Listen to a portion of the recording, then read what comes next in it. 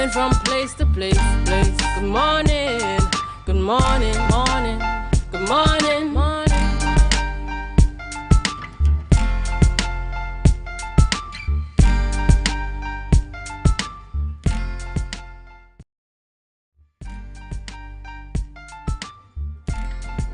Good morning, viewers. It is 7 a.m. Yes, 7 a.m. on Monday, the 5th of December, 2022.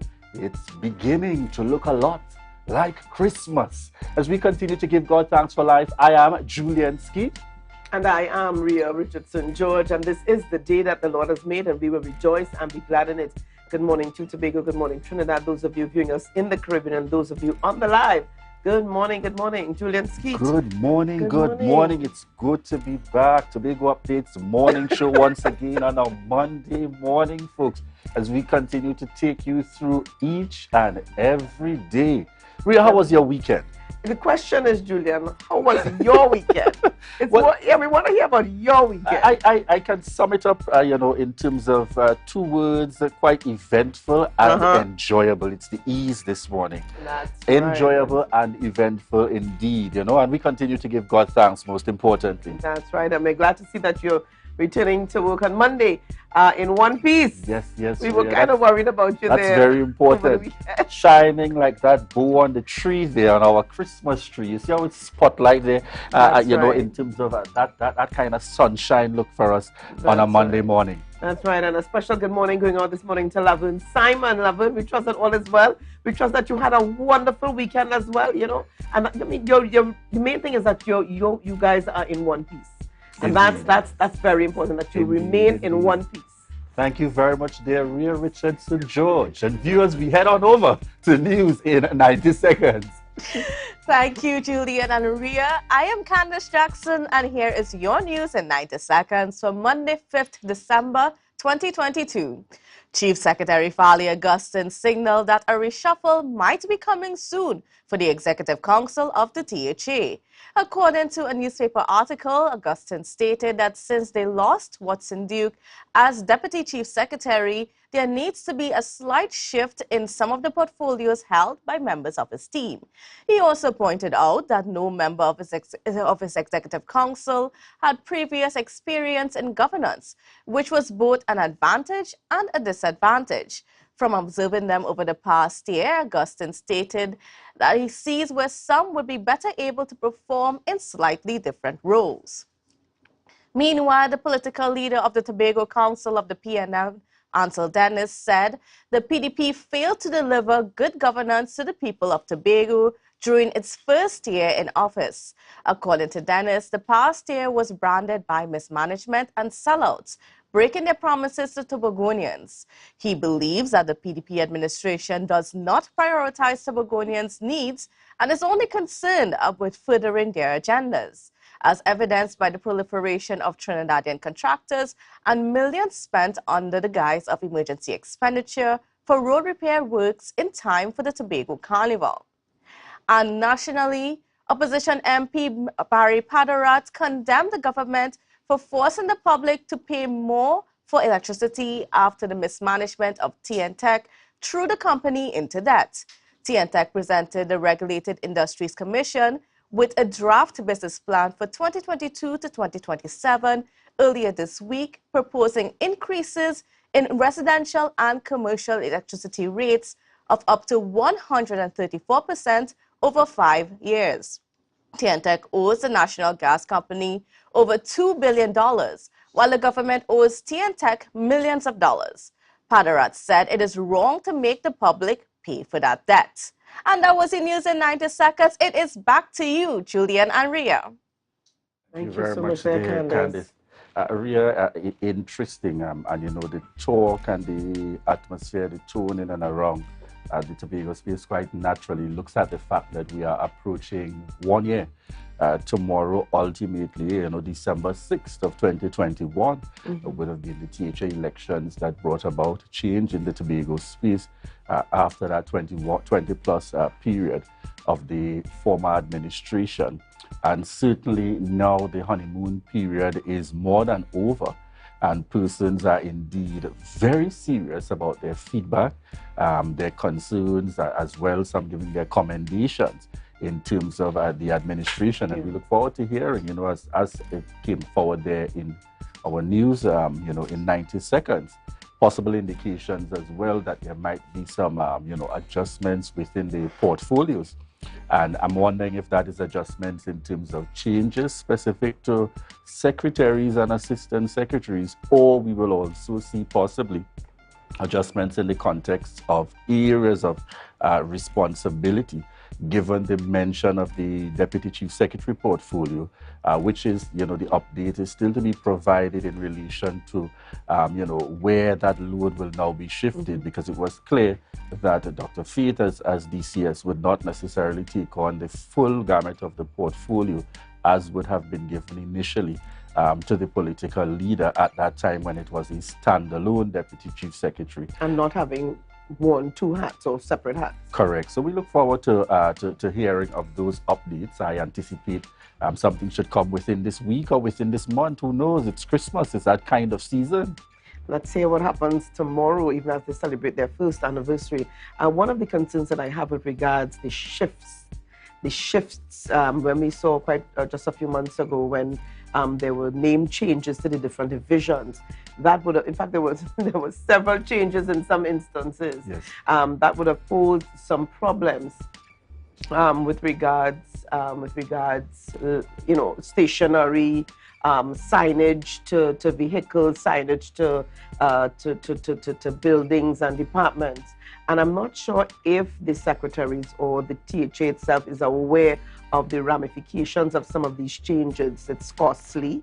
It is a heavy burden on businesses that cater to the needs of the THA when there are orders in with regards signage or whatever it is with the THA, and then sudden changes are made. It is costly. Is the THA going to be responsible for these changes? You understand what I'm saying? These changes with regards signage, stationery, etc. when these changes are made. Will they absorb the cost to the businesses? Well, definitely. We haven't seen that over the years. Yes. When there have been changes, and similarly at the national level. And I suspect that that's naturally, because we see it in terms of government as well, we see it in the region. The changes appear to come based on, the leadership making a determination. This is what I see working together. And it would be very interesting over time. I mean, I know of departments that have changed about 3 divisions in my small lifetime. Yeah. And I mean, they've got the right to. Yes. But I'm saying here, let's look at the bigger picture as well. Let us take a look at the trickling effects, the trickling down, and who has to pay the price at the end of the day. Well, it comes back to the taxpayers in terms of meeting that cost and meeting that expense. All right, viewers, we're heading on into our lineup for birthdays today, and we've got a long list of birthdays today coming to you here on the Tobago Updates Morning Show. We get started with Patrice Price. Patrice Price, we want to wish you a happy birthday. That's right, Patrice. And this is my schoolmate, class of 89, Signal Hill Senior Comprehensive, back in the day, now Signal Hill Secondary. Patrice Price celebrating her birthday. Patrice, love going out to you from all of us, class of 89. And this is Carrick Daniel. Just to note here, Patrice Price and Carrick Daniel both celebrated their birthdays yesterday. So these are belated birthday greetings going out to them. Carrick Daniel, this is Mateo's son. All right, so Carrick, love going out to you this morning from my family to you and all of us here at Tobago Updates. All right, we have on screen Denisha Manning celebrating over the weekend. Wishing you a happy birthday, Denisha Manning. Celebrating today, a big man in the business. I know him throughout Rotaract and Rotary years, continuing to do good work out there in community service. Rian Lyons wishing you a happy birthday. Trust that you have an enjoyable birthday celebration. Jamoy Henry celebrating over the weekend. My very good friend out there, youth development work and community work. Wishing you a happy birthday, Jamoy Henry. We have on screen Jevon Hislop, and we're sending birthday shout outs to Jevon Hislop this morning. Shelon Solomon, wishing you a happy birthday and God's continued blessings indeed. Happy birthday, Shelon. All right. And we have on screen Casford Francis. Casford Francis, we're saying this is your birthday shout out. We trust that you continue to enjoy the celebration. Michael Frank, better known as Frankie's Tour, wishing you a happy birthday indeed and God's continued blessings as you continue to represent us out there in the tourism industry. And a special one from Mr. William Nana. All right. And we have in the mix some anniversary celebrations. And coming out of my very own home church there, Scarborough Methodist, wishing a happy anniversary to Anthony and Bernadette Parks. All right. And they are celebrating 51 years of marriage. Anthony and Bernadette Parks. And that's coming out from Anton Parks and the entire family. And we go straight on from one anniversary to another. Yes, and this is a special one for me. This is Garnet and Tanessa Lawrence, my peoples, my brother, my sister, my peoples, celebrating their anniversary. Happy anniversary going out to you guys. Love from my family to you guys and all of us, Cinnamon Hill, all of the Wesleyan Holiness churches in Tobago, and all of us here at Tobago. I also want to join in wishing them a happy anniversary, and I continue to make that plug. I'm looking forward to that family series. I know, right? But also over the weekend, Garnet had this his two plays that were on, and I tell you, wonderful productions on Saturday and on Sunday. So kudos to Garnet Lawrence and the entire team. Congratulations. All right, and Rhea, we have on screen here, I know you started it on Friday. I said Rhea is going to get me in trouble by the time I took a look back at the live. So I said, don't worry, we're going to complete that greeting on Monday. And this is the twin sisters. So it's Dawn and Dawnette Dempster. So Auntie Dawn and Auntie Dawnette celebrating a birthday over the weekend. And if I'm not mistaken, they're usually both on the live. And they're possibly on the live with us this morning. But so we're sending birthday shout outs. Let me be honest with you, I didn't realize it was a twin. So both sisters, Dawn and Dawnette Dempster, celebrating, looking lovely. Happy birthday going out to you lovely ladies. And we also have on screen, who do we have here? We are celebrating her 10th birthday. That's right. That is a Little Parks, and that is Sayana Parks celebrating her 10th birthday. And this birthday greeting is going to her from her mom, her siblings, Anton, and Tobago Update.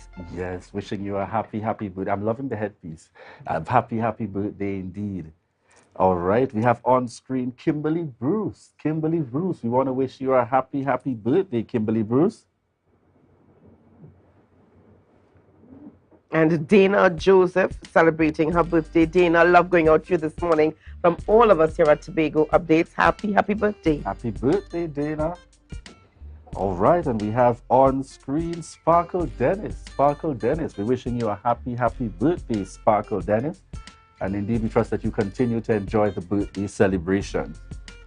All right. All right, Rhea. You know, when we're back from a weekend, there's always a full lineup. I tell you. All right, and we're heading straight on into our rundown for this morning. Rhea, who do we have on with us this morning on the Tobago Updates Morning Show? So we're going to be chatting this morning with Rodney Piggott, who is the director and chairman of the Tobago Civil Net.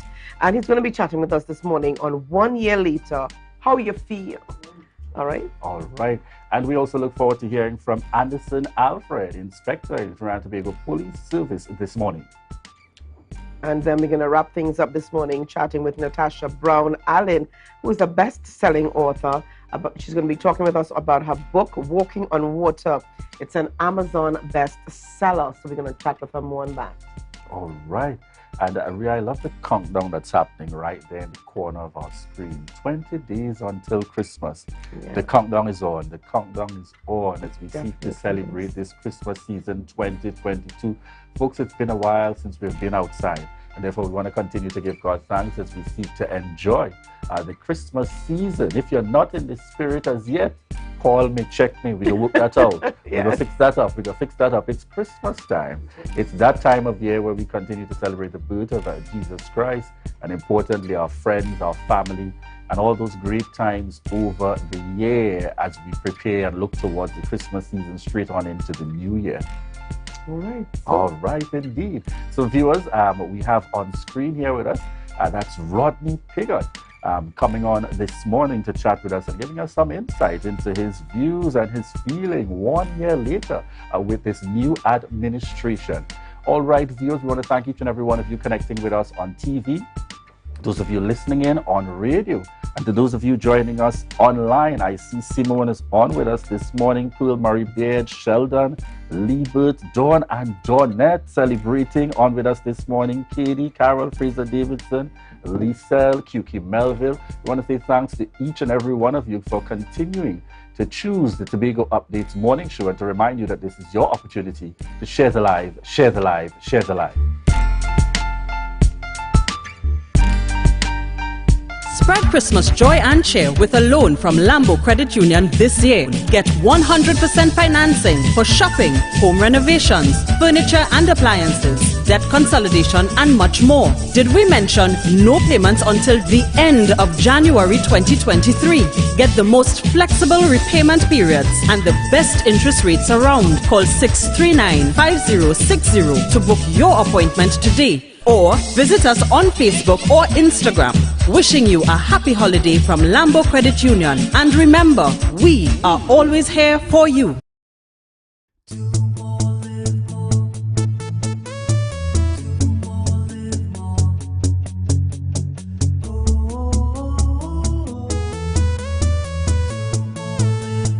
This is how it's gonna go. They better look up and look, 'cause this is your show, and everybody's gonna know. Say it to them once again. They better look up and look. This is your show, and everybody's gonna know. That's how it's gonna go. They better look up below, 'cause this is your show. Was a while before Christmas, and all through the land, people was putting away house with very little money in hand. They was painting and cleaning and doing their chores, but I went to hunt for deals at American stores. Deals on living and dining room sets, on fridges and stoves, beds and cabinets, on washers and dryers, small appliances cheap, even TVs and stereos, prices just can't be beat. So let's Christmas together at American stores. After all, what they tell me, anything could be yours. Anything can be yours at American stores. The Division of Health, Wellness and Social Protection is moving to better serve you. Turn left onto Glen Road. Another left onto Montessori Drive. Welcome to the new location of the Division of Health, Wellness and Social Protection.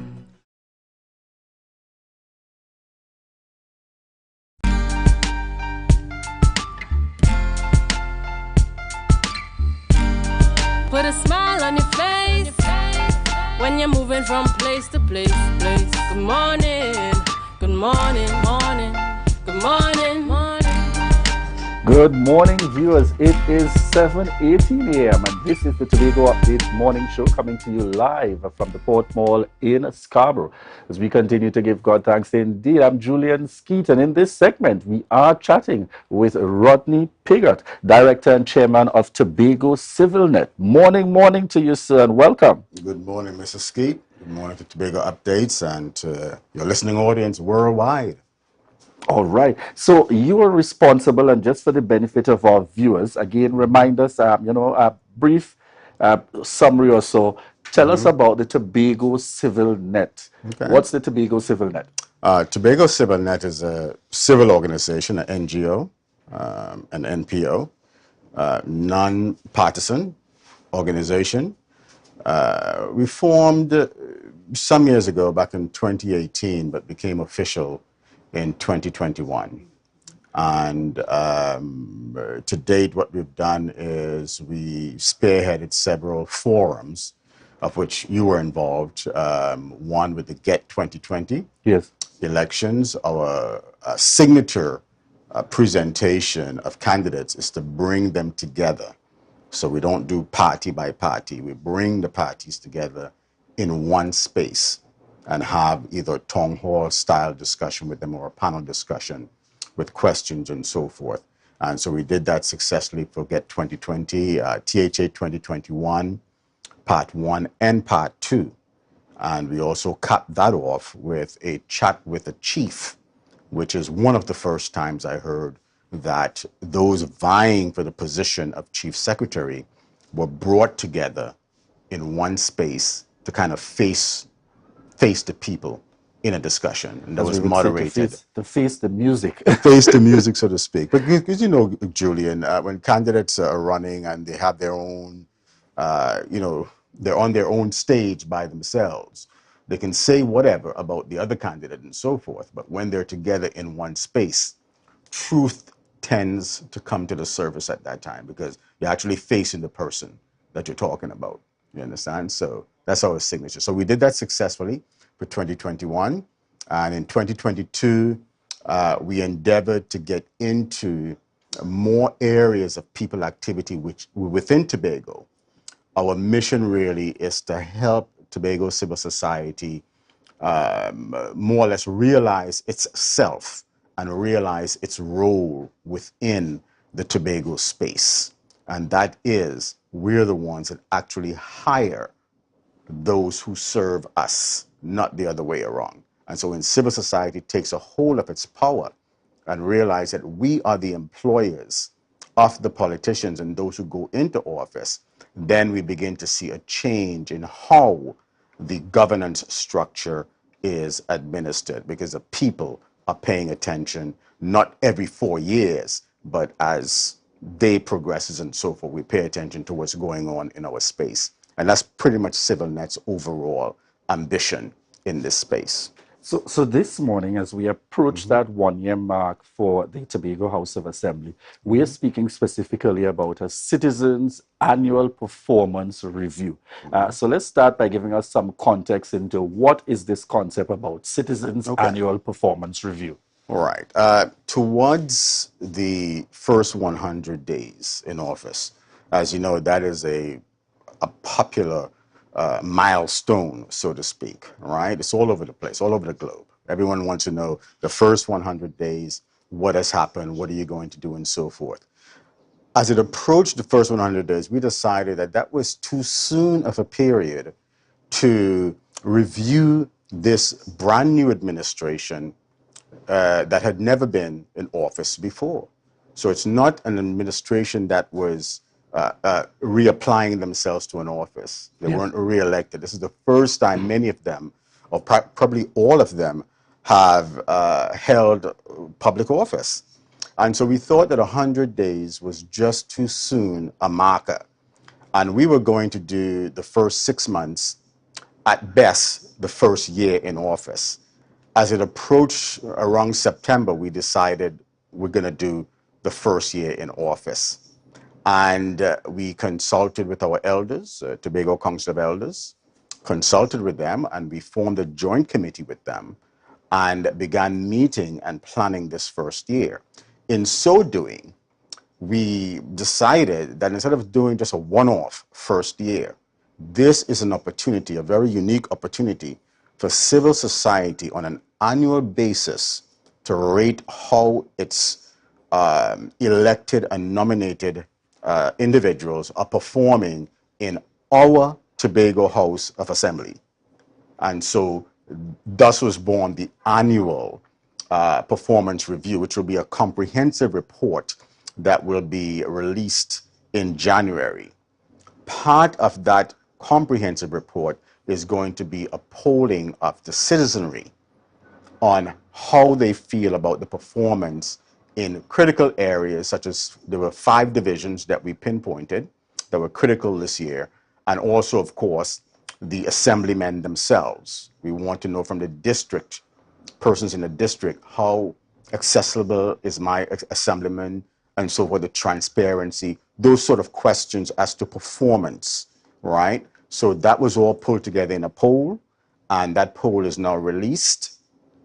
Everyone can go to Tobago CivilNet's Facebook page, and the link is there. They can also contact CivilNet at tobagocivilnet@gmail.com, or they can call me at 323-1958 to get details on that link. But we want everyone to participate in this citizens poll. So you see that this is a collaboration between the Tobago CivilNet and the Tobago Elders. Yes.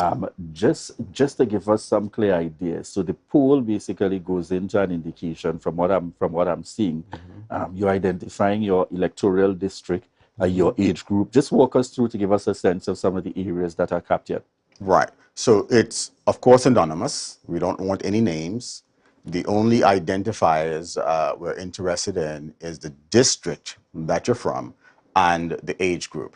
So the poll will track those metrics. And of course, the questions vastly cover performance. As I mentioned, performance in 5 key divisions. I think health, tourism, education, infrastructure, and food insecurity, those 5 key divisions that have been really performing this year. They've been in the spotlight, so to speak, this year. So we want to know how people actually feel about the performance. The questions are very simple, Julian. There is no commas, no bacchanal in the questions, but people, of course, will reflect on the year and what has been occurring during that year to gauge what they think about the performance of that particular division, right? We're not calling any names. We know that divisions are led by secretaries, but it's not necessarily the secretaries that we are reviewing. It's how the division itself has performed. And then, of course, it redounds down now to your assemblyman. So this is where the district is very important now. So as you respond to the poll, you'll be looking at it from a personal perspective.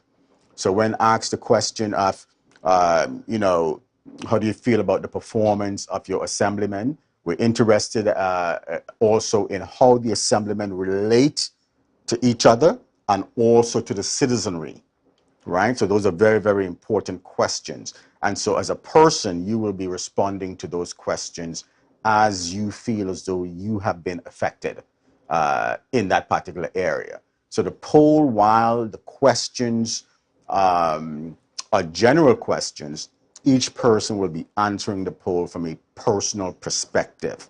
How has this area affected me? And so, but what am I seeing? What did I see in the last year from this individual that I have elected to go into office and represent me, and so forth and so forth. So the poll becomes personal to the person responding. And the area or the term that the poll covers, Julian, is from December 2021 to December 2022. So it covers that first year. And this poll we expect to do on an annual basis, ongoing, and hopefully build an institution around it where civil society now can literally take control or use this as a tool to take control of its space and hold those that we have elected or hired to serve us, give them a review, just as your employer will give you an annual review of your performance, and of course your, whether you get a raise or not is tied to that performance. It's not that extensive. The poll itself or the results have no kind of power in that sense, right? But it does have an effect when the 4 years is up and it comes now time for re-election. Those 4-year data that we have collected on how the THA has been performing could now be used by the citizenry at the end of 4 years when persons are coming back for re-election. So rather than listening about what they say about themselves and what they're going to promise to do for you, get the facts. We can look back and see, well, year 1, year 2, year 3, I haven't seen any growth or have seen immense growth and so forth, yes, I'll put you back in office. Or no, you've been in there just slacking off, you're not going back into office. So the people now can really assume what they have the power to do. Because, Julian, our right to vote really comes with a responsibility to ensure good governance for this space. It is up to us, not up to them. It's up to us to ensure good governance. Tell us, as the public, you would have indicated or highlighted just about 4 or 5 divisions. Any reasoning not putting all the divisions to be assessed versus just 4 or 5? Well, all the divisions will be encapsulated in the review of THA, because the performance of the THA is also a question there. But we wanted to focus the public on those 5 divisions that have been highlighted over this first year. All right. And again, this is the first time this has been done. Yes. When we started to put it together, we didn't have a whole lot of planning time before the 1-year marker would be up. So we look forward now to growth for next year, where we will get a lot more involved in the polling. We'll get a lot more civil organizations involved. We may do things like go door to door in certain areas. We've already been in touch with the village council. Yes. The president of the Village Council Association, who is assisting in getting this poll out to members in the various areas and so forth. So next year, we hope to get them even more involved, where we can even see ourselves in the community centers in each area, where we can now take maybe computers in to those elders who may not have access to internet to go take the online poll. Yes. And we'll be able to go into those areas and help them to take that poll online and so forth. So we've left a lot of room for growth. We know that we didn't want to be perfect the first year. Because, you know, sometimes, Julian, when you launch something, you spend so much time trying to get it perfect that you end up missing the mark and not doing it at all. We wanted to get this poll out there, let it be a song, if you will, a pebble in the pond, and create those ripple effects. And so by the second year, the third year, we hope to get this thing perfected and more civil organizations and persons involved in it, where then the credibility of it will be increased based on the persons that are actually performing in it. Certainly an area for consideration in going forward to, you know, so that according to the feedback, you don't want some secretaries or some divisions to feel like they're off the hook, so to speak. Right, exactly. by not having an individual assessment or similarly an individual question asking one to define. But this morning, just before we wrap this interview, I want you to also highlight what kind of timelines are you working with in terms of your deadline and close off for the poll? And you just touched on an area that I was also intending to ask you about, the outreach effort in terms of getting this information out there and engaging groups and organizations and the people of Tobago to ensure that they complete this poll. Where can they find this poll? Right, absolutely. So again, it's an online poll. All right, we're not doing a paper poll this year. We thought about it, but just didn't have the time and the manpower to do a lot of printouts and put paper out there for people to do a paper poll. So it's strictly online. The link can be found on our Facebook page, Tobago CivilNet Facebook page. The link is there. You can also email Tobago CivilNet at tobagocivilnet@gmail.com, or you can call me, Rodney Piggott, at 323-1958. We are engaging and have begun engaging some of the civil organizations like the Tourism and Hotel Association. We've already sent them the link and so forth. We're looking forward to contacting, I think there's a Nurses Association, we were told. We want to contact the Tutor arm, the Tobago arm of Tutor here, PTA, those organizations. The president of the Village Council Association, Mr. Otto Isaac, has already received the link and promised that he will get that out to his people and so forth. So we begin that process of engaging various stakeholders to push the poll to their people, and we're also doing an email blast to get an email and WhatsApp blast to get the link out to as many citizens as possible. Excellent. And the deadline, the poll will close? The poll will close on the 17th. So we're giving it this week. It launched on Saturday. It's out there now. And so we're giving it this week and all of next week for persons to interact and participate with the poll. And even though it just launched, Julian, on Saturday, we have already close to 200 participants already. And this is the first media push that we've done for the week. So I think that's pretty good so far. People are very excited about it. That the feedback we're getting is people are very excited about it. They think it's a great idea. And we hope that many people participate because, again, this is the citizens' poll. This is not CivilNet doing it or the Tobago Council of Elders doing it. This is the citizens doing it. But Julian, someone had to do the heavy lifting and put it together. Yes, always, always. And we want to remind that this is an opportunity here sharing with us this morning. Rodney Piggott, we want to thank you very much giving us an indication here, folks. It's a citizens annual poll of the THA's performance, and the duration and the period is December 2021 to December 2022. It's the first happening here. Courtesy the background work done by the Tobago CivilNet and the Tobago Elders working together to give an opportunity. And remember, you have an opportunity here to do the poll one, and you can also give your feedback in terms of growth and development and building on this concept as they plan to do it each and every year going forward as an additional mechanism for assessing the performance of the Tobago House of Assembly. So again, thank you very much, Rodney Piggott, Director and Chairman of the Tobago CivilNet, for joining us here on set.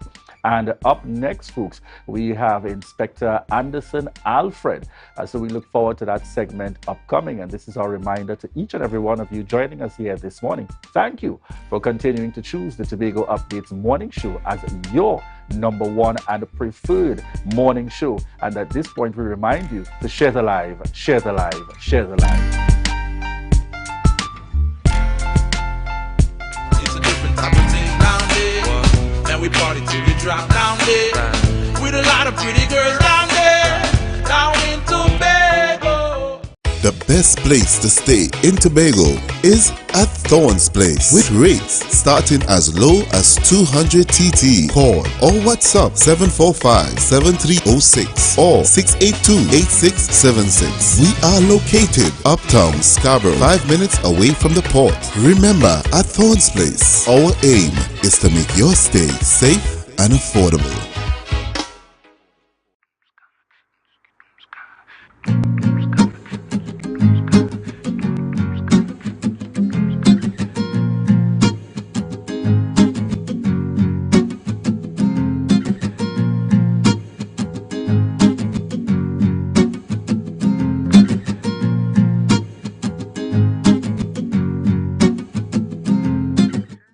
Welcome to Lamarche Parfait Day Spa and Wellness Center, your premier spa experience located at Bonaccord, Tobago.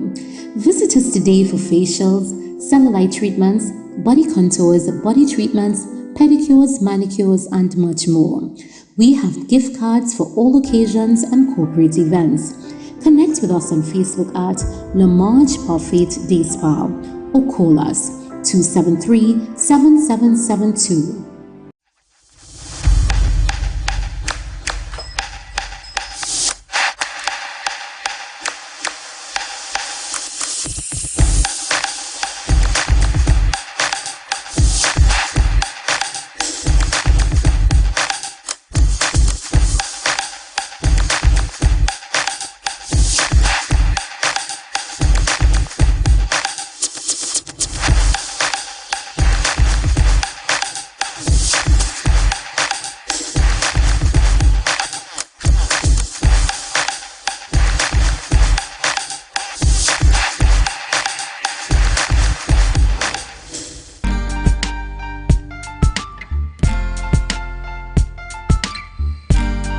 Put a smile on your face when you're moving from place to place. Good morning. Good morning. Good morning, morning, Good morning. morning. Viewers, welcome back this morning to the Tobago Updates morning show. We are chatting this morning with Inspector Anderson Alfred of the TTPS attached to Shervan Road. On the program this morning, we are talking about safety during the Christmas season. The TTPS is going to continue to give us updates almost every week. We will have one of these fine officers on the program with us to chat with us on the Christmas season, you know, safety and awareness, particularly at this time. Good morning and welcome to you, Inspector Alfred. Good morning, and thank you for having me again. It's good to have you with us this morning. And I want to jump right into things. We are just about 20 days away according to our Christmas count.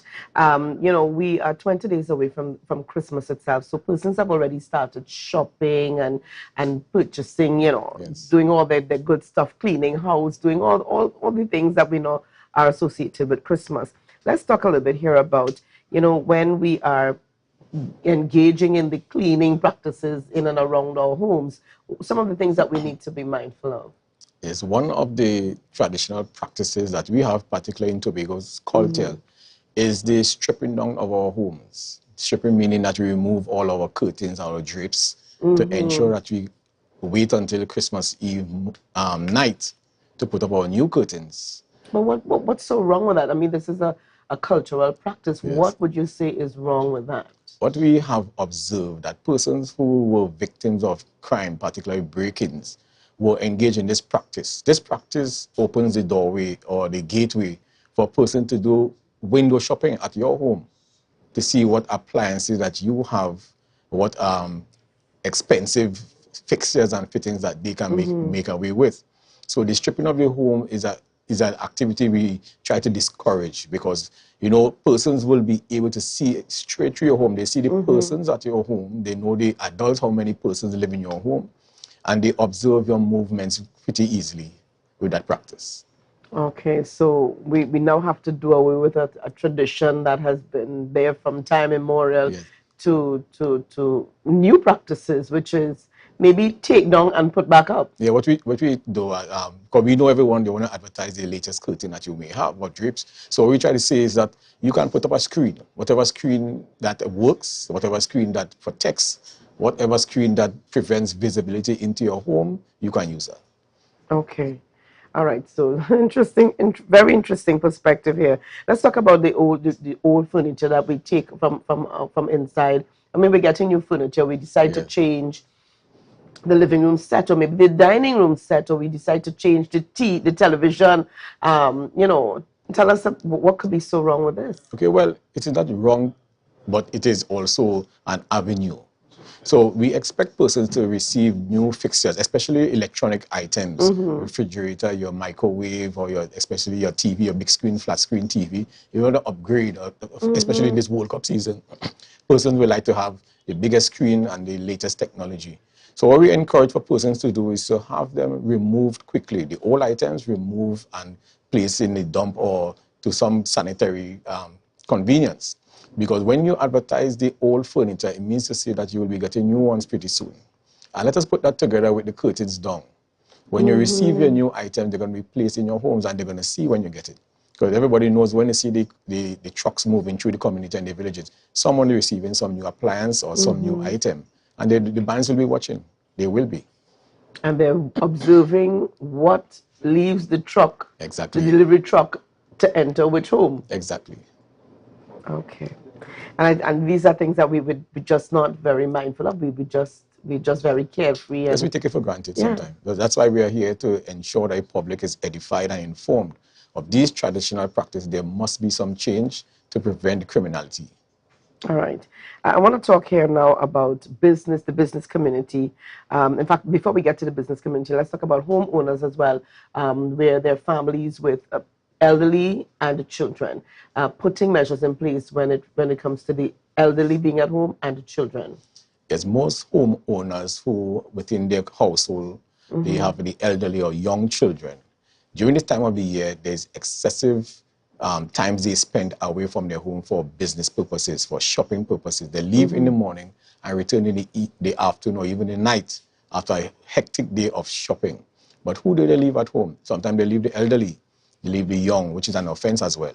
They leave persons... Could you repeat that one more time? Yeah, when you leave persons underage children, persons, minors at home to go shopping, it is an offense, even in this time, because you may provide food, you may provide whatever entertainment for them, but there's no adult supervision. So these are things that will cause persons to commit offenses within your area. Because when they know that there's no suitable guardian to protect the property, there's no security measures in place, they will use that opportunity to take advantage of your property. So we are encouraging persons, make sure you have a responsible adult, responsible person to look after the elderly and the young while you are out shopping. Okay. I want to talk a little bit here about the business community. It's the season. Sometimes businesses, get very busy. So you decide, look, we need an extra hand. Yes. We need an extra pair of hands. And so they tend to just hire by the seat of their pants on a women are fancy. We need the help now. They just hire anyone. How dangerous is that practice? Well, it is for economic purposes that persons hire extra help to assist because there's a high volume of traffic, customers coming in, a high purchasing power the persons have around this time of the year. So hence it is in the best interest of business owners to ensure that you do a proper background check on the persons that you hire. Though you may be assisting with the economic activity of the household of persons, giving young people a chance for employment to earn extra money, we are also encouraging that you pay attention to the person that you are hiring. Ensure you get the proper name and addresses of these persons. The police, we are here to assist you in that activity. We could assist you to let you know whether these persons that you are hiring are persons who are our priority offenders, persons who are habitual offenders, or associated with persons with criminal activities, the intent. So therefore, we are able to assist you with that endeavor, with the person that you are hiring. You can come to any police station and say, I will not hire this person. His name is so-and-so, and he's from this area. Do you know him? Is he associated with any criminal activity? Has he been a target of any investigation that we should be aware of? So those are the things that you must do in the best interest of your business and your staff and customers. All right, and let's focus a little bit more on business owners here in terms of what they should be mindful of and what they should put in place to ensure their safety and security. But this time of the year, they must invest in a higher level of security. That is being aware of your surroundings. We implore persons that if you must hire security, extra security, ensure it's from a reputable company or organization. If there are persons willing to come to assist you with security activity, just like how you employ extra staff, you want to hire someone in their private capacity to do security work, let us know. Let us know who you are hiring and what is their function at that time. So it is important that you put your measures in place. Ensure that your cameras are up and running, that there's space on your hard drive, because some cameras are just a deterrent, but they are not recording, they're just there and they're not functioning. Ensure that they are functioning and there's enough space to save the data. Because recently we were able to solve a serious crime in the Chauvin Road district. A popular restaurant was robbed, and it was based on the security measures they have in place and the information they receive from this program, programs such as these. They were able to assist and to bring to a quick end that investigation. All right, now there are a lot of persons plying their trade during the season to make extra cash, to earn extra cash. So a lot of taxi drivers, a lot of car owners are deciding to pull bull or hustle, as we see. PH drivers, what should patrons be mindful of? Because we're stopping taxis, our aim is to get to where we're going as quickly as we can. I'm not mindful of who the driver is. What should we pay attention to? And while we talk about this, I mean, this is Tobago, and the instances of persons being driven away maybe a bit lower here in Tobago than it would be in Trinidad, but this is Trinidad and Tobago. Indeed. So what should we be mindful of? Well, the term in itself, this is Tobago, has caused person to become a victim of crime, because they take it for granted that this is Tobago. Plying a taxi vehicle for hire, a PICA in particular, is still an offense. So persons, if any responsible citizen, especially in this time, who is desirous of hiring a vehicle to transport them and their purchase or their goods to their home, should use an H-registered vehicle, a hire taxi. There is the opportunity for a person to get a quick response or quick movement from point A to point B by using a private vehicle, but they must ensure that that person is someone who they know, because if it's within their private capacity that they're moving from point A to point B, there must be some form of accountability. So you cannot use someone who you do not know, a car that you are not familiar with, the safest way we want to encourage the public use the hired services of a taxi. Of a taxi, an H taxi. All right. And I have to. I mean, we have to stress that because, like I said, when you're in a hurry, when you're hustling, you are late for work or late for an appointment. You do not necessarily think of this is a H, this is a P. Your aim is once I stop the car, that the car stops and gets me to where I'm going. That's a risky activity, right? The H car is just for what they are for, hire. That's their purpose. So you need to hire them to do their job, and you pay them for that purpose. Okay. Need to be very careful, Tobago. Tobago has changed. We can no longer say Tobago is changing, but Tobago has changed. Indeed. And we need to be more aware. Indeed, yes. Yeah. All right, so give us the numbers again, one more time for the TTPS throughout Tobago. For emergency purposes, Tobago can utilize the 211 activity, 211 services. And we also, as we continue to stress, if you see something, say something. You can utilize 800 tips. There is a reward. There are two rewards, really. There's a cash reward, a cash incentive, and there's also you contributing to making Tobago safe. So we encourage persons to use these anonymous activities, anonymous options, where you can receive your reward for your information, as well as the police stations within your station districts. Okay, so we've got Charlottesville, we've got Roxborough. We have 6. 6. Yes, we have 6. I know about the east, we've got Charlottesville, we've got Roxborough, okay? And all the others are... Yes, and in the north, we have Moriah and Scarborough. And then we have Sherwood Road Police Station and the Compound Police Station. All right. So Tobago is safely covered. Yes. All right. Well, thank you again for being on the program with us this morning, Inspector Anderson Alfred of the TTPS. Viewers, lots more coming up on the Tobago Updates morning show. We are going to be chatting. We're going to be chatting this morning with Natasha Brown Allen, who is a best-selling author. She's going to be talking with us this morning on her book, Walking on Water, an Amazon bestseller. So viewers, share the live, share the live, share the live.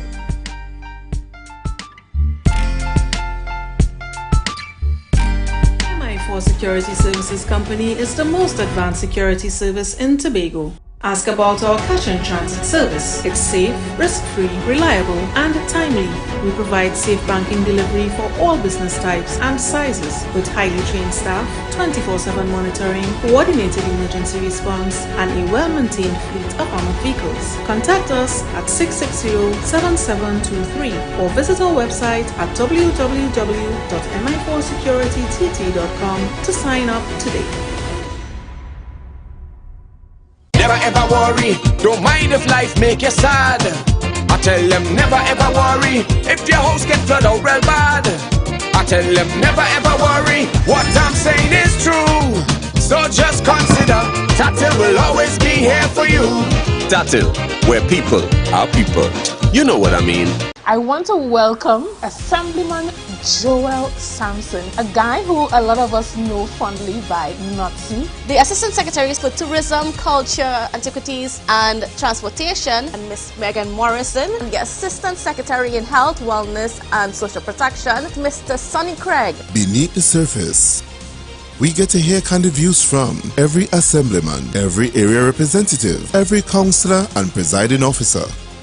Their accomplishments, their challenges, and their goals for 2023. Beneath the Surface, weekdays from 8 a.m. on Good Morning Tobago with Candice Jackson and Chanel Felix, only on Tobago Updates.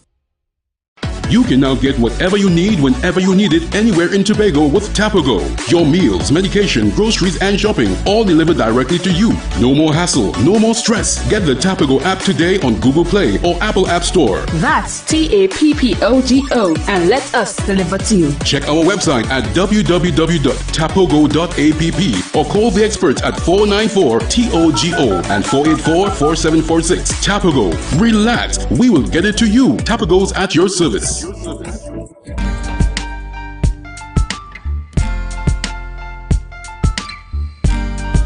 a smile on your face when you're moving from place to place. Good morning. Good morning, viewers, and welcome back to the Tobago Updates morning show, coming to you here live from the Port Mall in Scarborough. In this segment, viewers, we are chatting with Natasha Brown Allen, best-selling author this morning, and we're speaking about Walking on Water, an Amazon bestseller. Morning, and welcome to you, Natasha. Thank you. Good morning, and I'm happy to be here.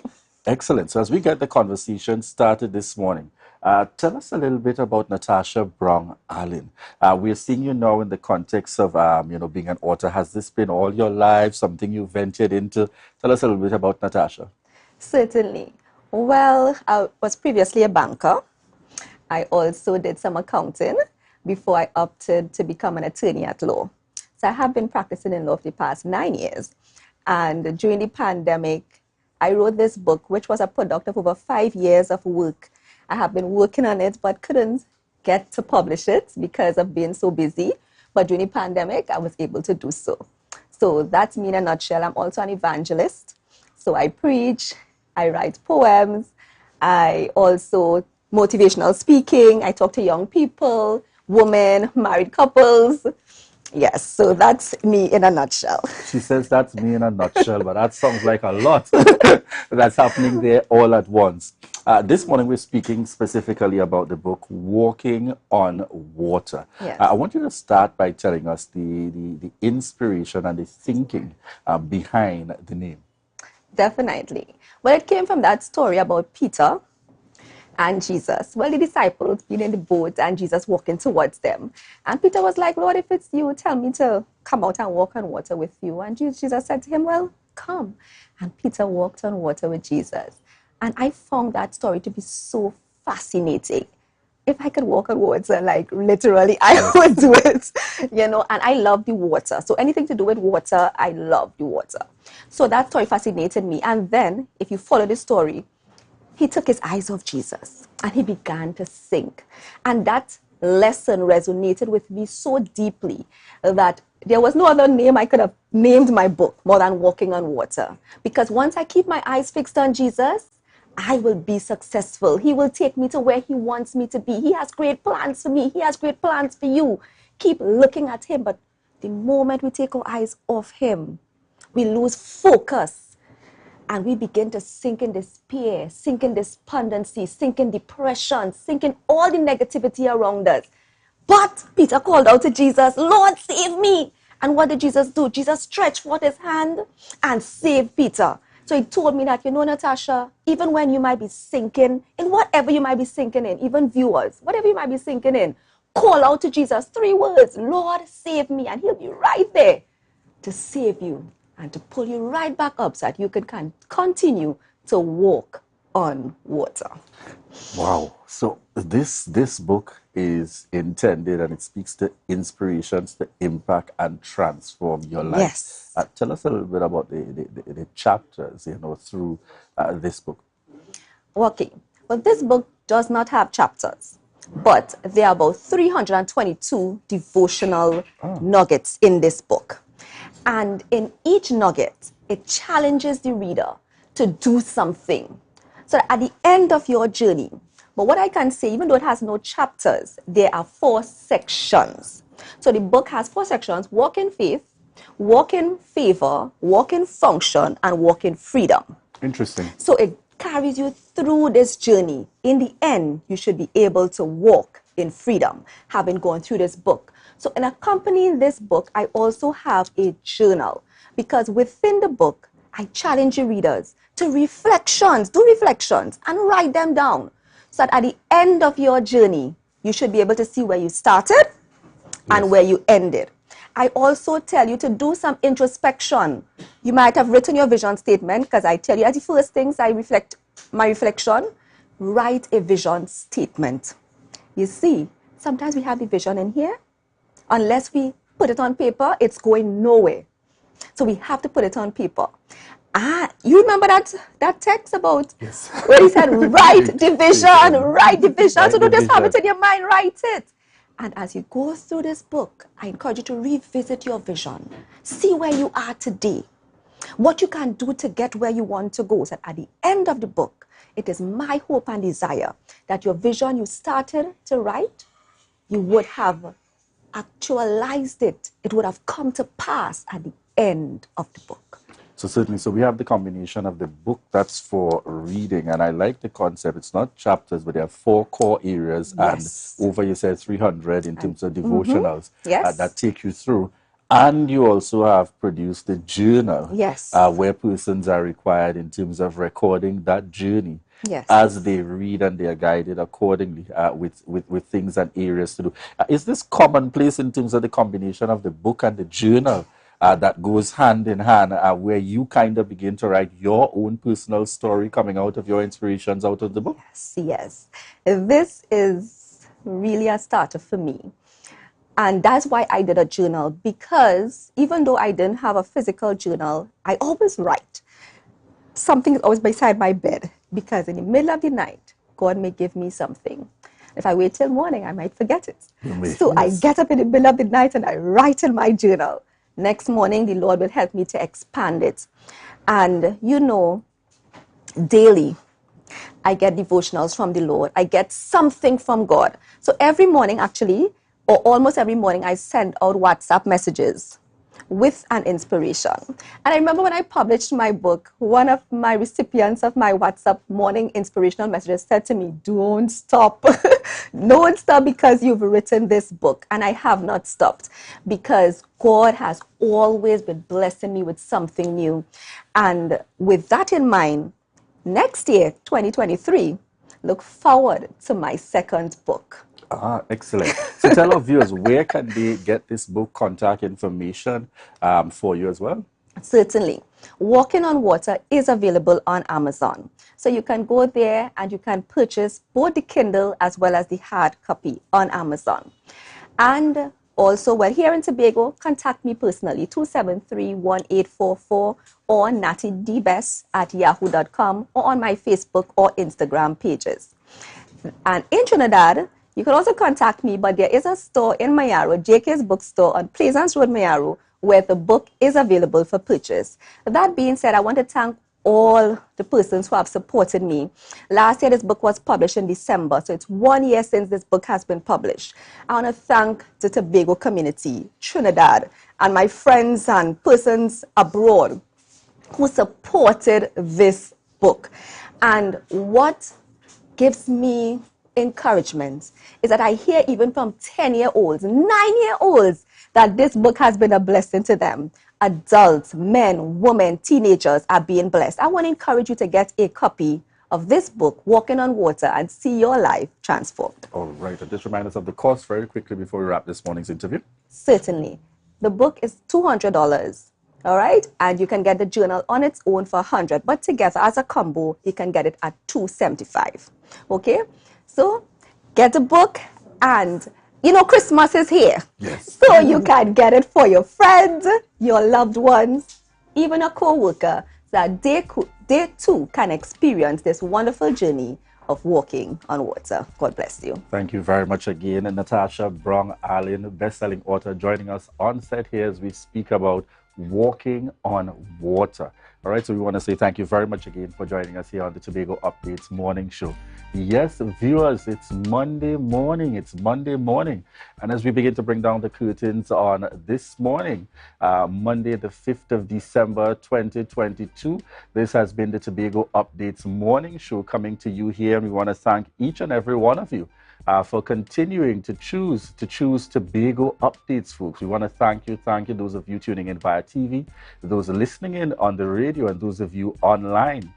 And remember to stay tuned, because following the Tobago Updates morning show, we will have on set, as we head on over to GMT this morning, Dr. Faith B. Israel, Deputy Chief Secretary and Secretary with responsibility for the Division of Health. So certainly we look forward to those upcoming discussions this morning on GMT.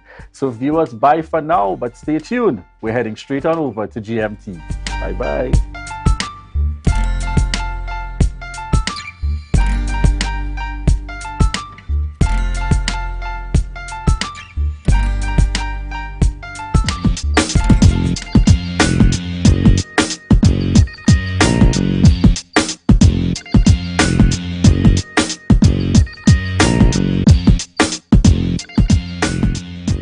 large printed artworks by various Tobago-based artists are now added attractions throughout communities in northeast Tobago. The area has been a UNESCO Man and the Biosphere Reserve since 2020. Following the launch of the art trail in Bell Garden some weeks ago, other printed pieces were recently unveiled to the public.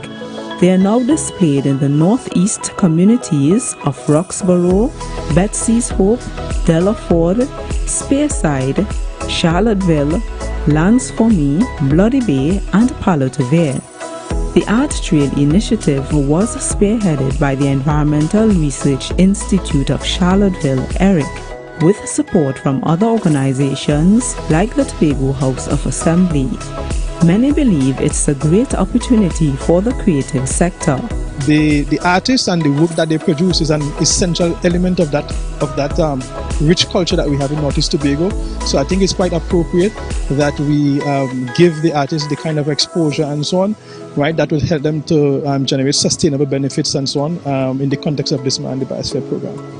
It's a good way to use up my time and a good way to learn how to paint. I feel proud of him, and I think it's a good initiative, especially for young artists. I find it is a very, very good gesture to have this kind of trail on the island. You know, it will inspire the upcoming artists, you know, to drive around the communities and see paintings. You know, that will give them that encouragement to pursue their dream. It's indeed a pleasure to be selected for this, art trail, because it's a way of, expressing yourself as an artist, and as well as, bridging that gap between understanding the importance of the environment and the role that it has to play within society. The 5 paintings in Palo-Tavere are part of the art trail. They were commissioned by the Palo-Tavere Village Council thanks to a grant the organization received from the UNDP. Eric was at the consulting agency on the project. They were done by Lands for Me-based artist Jason Ned. I really love painting, and I am glad to be a part of this initiative. It gives a lot of influence to the other young people in the community, right? As the work was being done, we have a lot of the youths coming forward asking and wanting to be a part. So I hope that it serves as an influence to the other young people also in the community. I think it fosters a sense of pride in who we are and what we do, right? The things that we think of as mundane and everyday.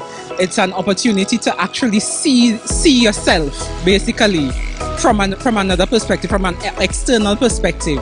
The unveiling of the art pieces coincided with the celebration of the inaugural International Day for Biosphere Reserves.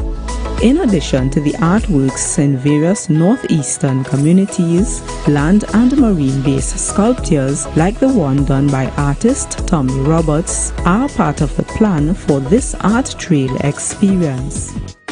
That was a production of the Department of Information, Office of the Chief Secretary, Tobago House of Assembly.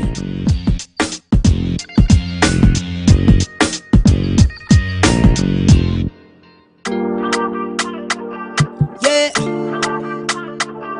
Hey. Tobago updates.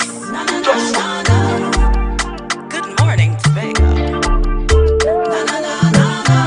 Wake up with Candace and Denasia. Let's go. It's a brand new morning. Rise up to a brand new dawning. As the passion start to rise, the energy fill the sky. Welcome to Good Morning Tobago on Tobago Updates, your source for current affairs in Tobago, Trinidad, and the region. With the perfect conversations to complement your morning routine, I am Candace Jackson, and let's get started with the news in 90 seconds. Chief Secretary Farley Augustine signaled that a reshuffle might be coming soon for the Executive Council of the THA. According to a newspaper article, Augustine stated that since they lost Watson Duke as Deputy Chief Secretary, there needs to be a slight shift in some of the portfolios held by members of his team. He also pointed out that no member of his Executive Council had previous experience in governance, which is both an advantage and a disadvantage. From observing them over the past year, Augustine stated he sees where some would be able to perform better in slightly different roles. Meanwhile, political leader of the Tobago Council of the PNM, Ansel Dennis, said the PDP failed to deliver good governance to the people of Tobago during its first year in office. According to Dennis, the past year was branded by mismanagement and sellouts, breaking their promises to Tobagonians. He believes that the PDP administration does not prioritize Tobagonians' needs and is only concerned with furthering their agendas, as evidenced by the proliferation of Trinidadian contractors and millions spent under the guise of emergency expenditure for road repair works in time for the Tobago Carnival. And nationally, opposition MP Barry Padarat condemned the government for forcing the public to pay more for electricity after the mismanagement of TNTEC threw the company into debt. TNTEC presented the Regulated Industries Commission with a draft business plan for 2022 to 2027 earlier this week, proposing increases in residential and commercial electricity rates of up to 134% over the next 5 years. TNTEC owes the National Gas Company over $2 billion, while the government owes TNTEC millions of dollars. Padarat said it is wrong to make the public pay for that debt. And that was the news in 90 seconds. And viewers, yes, it's a brand new week, but we are continuing our beneath the surface interviews with the assemblymen and the councillors. And you know, as tomorrow would mark 1 year since the PDP came into office under a historic 14-1 win at the polls. Now, we were supposed to have the Councillor Sutika on. She is operating out of the Office of the Chief Secretary. However, she is not 100% this morning. She's a little bit under the weather. So, unfortunately, we're not going to have her this morning. But we're hoping that we can have her on at a later date and, you know, get from her the perspective of this past year. We haven't heard her yet on the Tobago Updates show.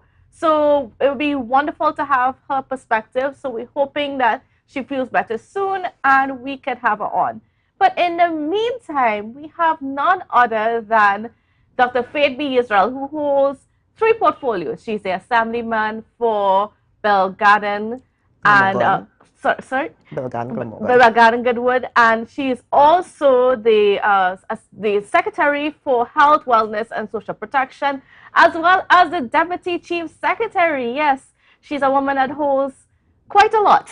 So good morning and welcome to you. Good morning, Candice. Good morning, Tobago. Thank you. And it's actually Belgarden, Glamorgan. Yes, with all of the shifting. And I kind of want to wish my colleague a speedy recovery. I hope she feels better soon. We certainly do, because like I said, it would be wonderful to have her on because she has a very interesting role that we haven't really gotten a perspective on. But like I said, hopefully she'll be better soon and we can have her on. Yeah, she actually serves as our mommy in the executive, where she's the one who really guides us on a lot of the public service policies and that kind of thing. So yeah, I think talking to her would be really interesting for Tobago Updates. Great.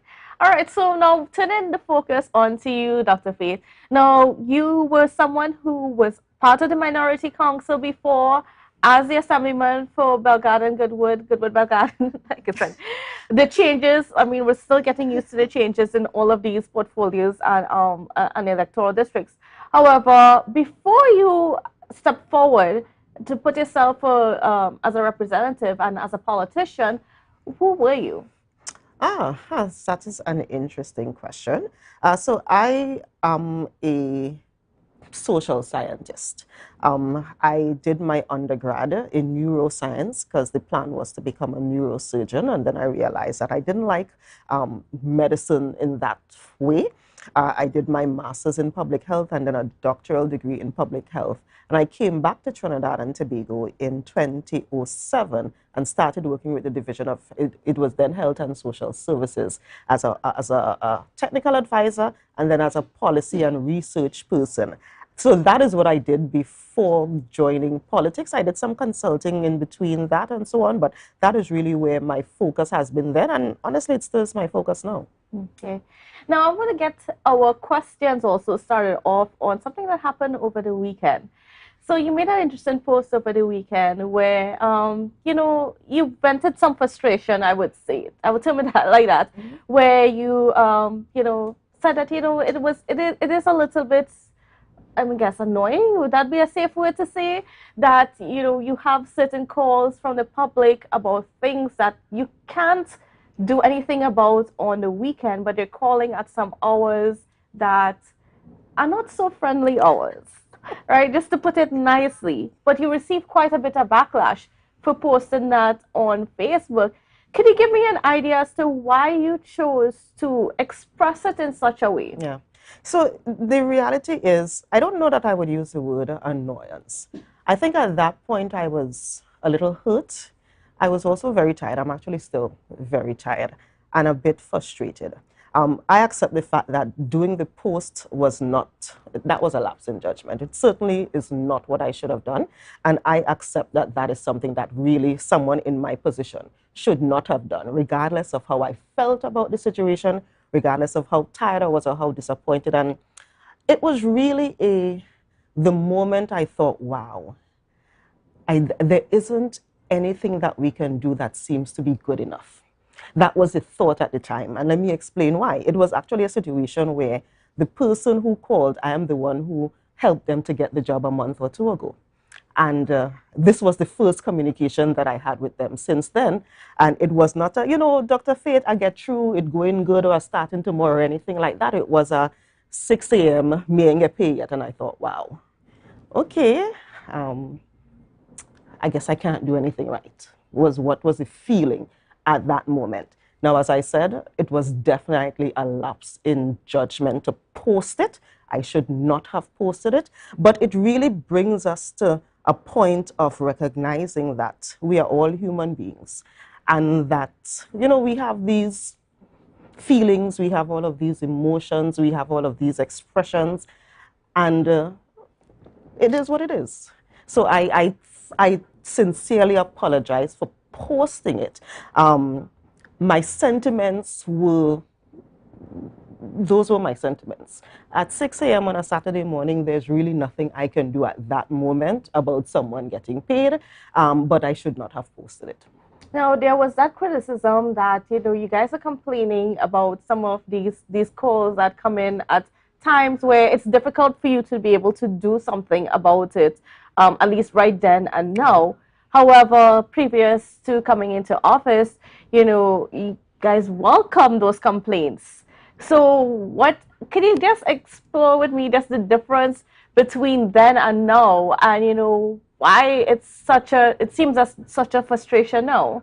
So I don't know that the complaints are not welcomed. Because I get complaints all the time. I get complaints about things that need to be rectified all the time. As a matter of fact, I spend a significant portion of my day, evening, and night talking to people. And last week I got a call about 10 o'clock in the night from somebody who was literally in A&E waiting to be seen, and I had to act pertaining to that. So the issue is not the complaints. The issue is an understanding that and I think it may be one of our biggest frustrations, an understanding that we do not have control over everything that happens within our divisions. So we may make a decision.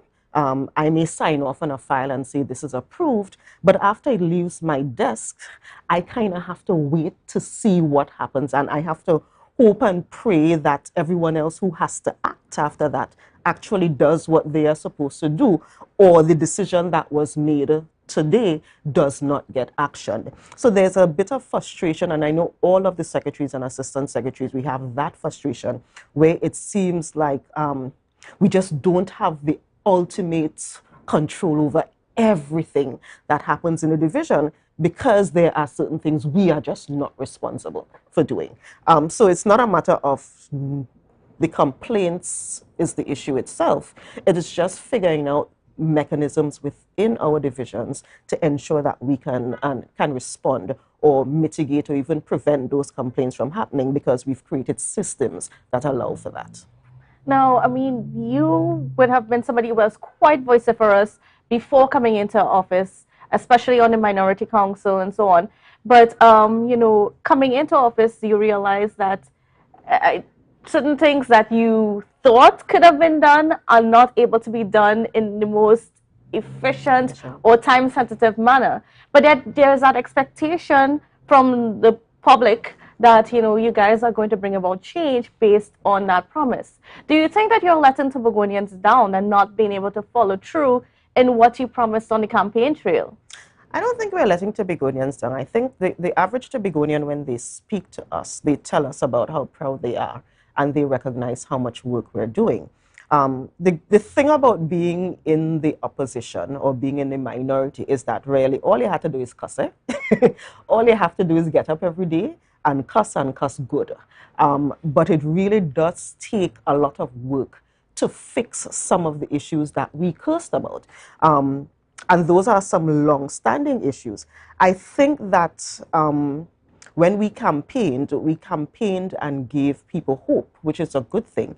And, you know, my colleague, Zarisha Hackett, when she was on, she spoke about the fact that when we were campaigning, certain people were saying we should fix it now, and we were always hesitant. I never said no, and we were always hesitant to say no because we recognized that what we were coming in to do is really shift mindsets, shift policy, shift how people function every day. And remember, we had 21 years of mismanagement, 21 years of things happening a certain way, 21 years of an organizational culture. That is not going to take a year to fix. It's impossible for us to think that we could have fixed it in a year. So I think that the average Tobagonian understands that. The average Tobagonian sees the changes that we have made, and we've made some huge changes even in the first year. And they are the ones who are calling and encouraging us to keep focused, to continue working, continue making the changes, and not give up because they are seeing the results. Great. Now I want to just move on to your division, which is the Division of Health, Wellness, and Social Protection. Now, of course, you come from a health administrative background, and you had quite a lot to say before coming into office. But now that you're there, what is it like for you with your knowledge and your skills and being able to operationalize some of those things that you were saying that needed to be done when you were on the outside? It is actually I am glad I'm placed in that division because, as I said before, when I came back in 2007, that's the division that I was working in for several years. So a lot of the issues that we see now, I was fully aware of what the issues were. So it's not really new information to me. We just I need to accept the fact that everything does not happen at the speed I would like it to. You know, my administrator said to me a couple months ago when I was having a fit about something, and she said, Dr. Faith, you have to remember that, you know, you may need to bring people along with your vision. People may not be at the same place that you are, and it may take a little bit of time to bring them to the place where you are. And we just need to be a little patient with that process. And I actually told her that I really appreciated that conversation with her because it put it in perspective again. So a lot of the things that we've done over the last year has been the simple little things to get people to the point where they can work. So for example, the division just moved. The division moved so that we actually have space for our social workers to do interviews. We did not have a space for our social workers to have meaningful interviews with clients before now, or for our therapeutic counselors to have their therapeutic sessions and so forth. We actually had a situation where the space for the entire social protection department was so cramped that they were literally sitting on top of each other. So the things that we've done over the last, at least I've done over the last year, has really been to get people to the point where they are comfortable doing what they need to do so that we could start moving now. Okay. And what are some of those things that you think were a highlight and what you were able to change, especially, I mean, in perspective of wanting those things to happen before getting into office? Certainly. Some of the things During the COVID period, for example, I was one of those people who was very loudly speaking about the fact that we were not getting the social support responses as quickly as possible. One of the things we did was actually pull together a special task force to go through all of the applications that were just sitting there for the last 2 years, and they've actually been able to go through those and give people a response and that kind of thing. So that's something as simple as that is something that actually took time. It took weeks to do because the pile was just so high. Another thing we've been able to do is to get some of our external clients, the people who we get services from, to get them paid. I give the example of one of the groceries, for example, that we got vouchers for. It was only at the end of the fiscal year, coming to the end, that we realized that we owed those people millions of dollars. So, working through that process, because it's hard to get new vouchers from them if we have not paid for the vouchers that we used over the last couple of years. So simple things like that. Doing the cataract backlog program, that is one that I continue to be very, very proud of. And I again want to thank my executive council for agreeing for us to do that, because something as simple as cataract surgery causes someone to see, to literally see. And being able to do that really has brought meaningful change to people's individual lives. So I am proud of doing stuff like that over the period. Mm-hmm. Now, we've been able to hit the ground running.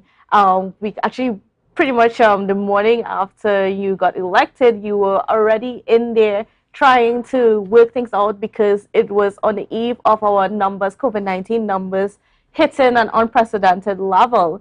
What was that experience like, and how, tell us about, just having to just go into that situation immediately after getting elected? Certainly, that was actually one of the more difficult periods. So yes, we got our instruments of appointment the Friday, and by the Saturday, I was already on the phone chatting with the representative from PAHO. By the Sunday, I had already pulled the COVID response team, so that by Monday morning, when I officially walked into the office, I already had a sense of what was happening and what we needed to do to move it along. Because I had understood where we were, and because I was familiar with infections and treating with that, it made it a little bit easier to maneuver the process, because I had a fair understanding of how the TRHA works, how the division works, and what we needed to do. So I was able to jump in headfirst. I must admit, though, that the one thing that shook me during that period is when I started getting the internal reports about the deaths. Because most people just see the numbers that come out. What I would wake up to every morning would be the names, would be the information about who they were. And that was actually heartbreaking to know that, oh gosh, do I have to read this report again? And there would be 5 names of people who died. These are real people with real families and real situations. That part, I don't think I was mentally prepared for, how those reports of the deaths would have affected me. Mm-hmm. And then, you were able to sort of move things along, set up, at one point in time, we had to have a container set up to handle some of the deceased. What was that experience like for you? That was pretty difficult, but I must say that I came into a system with employees at the TRHA who are the most committed people. They are the ones who came and said, hey, Dr. Faith, this is what we have to do, this is what we need to do. And I trusted their technical guidance on many of these things. So I want to really congratulate them and thank them for their hard work during that period as well. So yes, something as because that's a huge thing. Yes. The decision to have to bring an external container to put bodies, that is a decision I hope I never have to make again.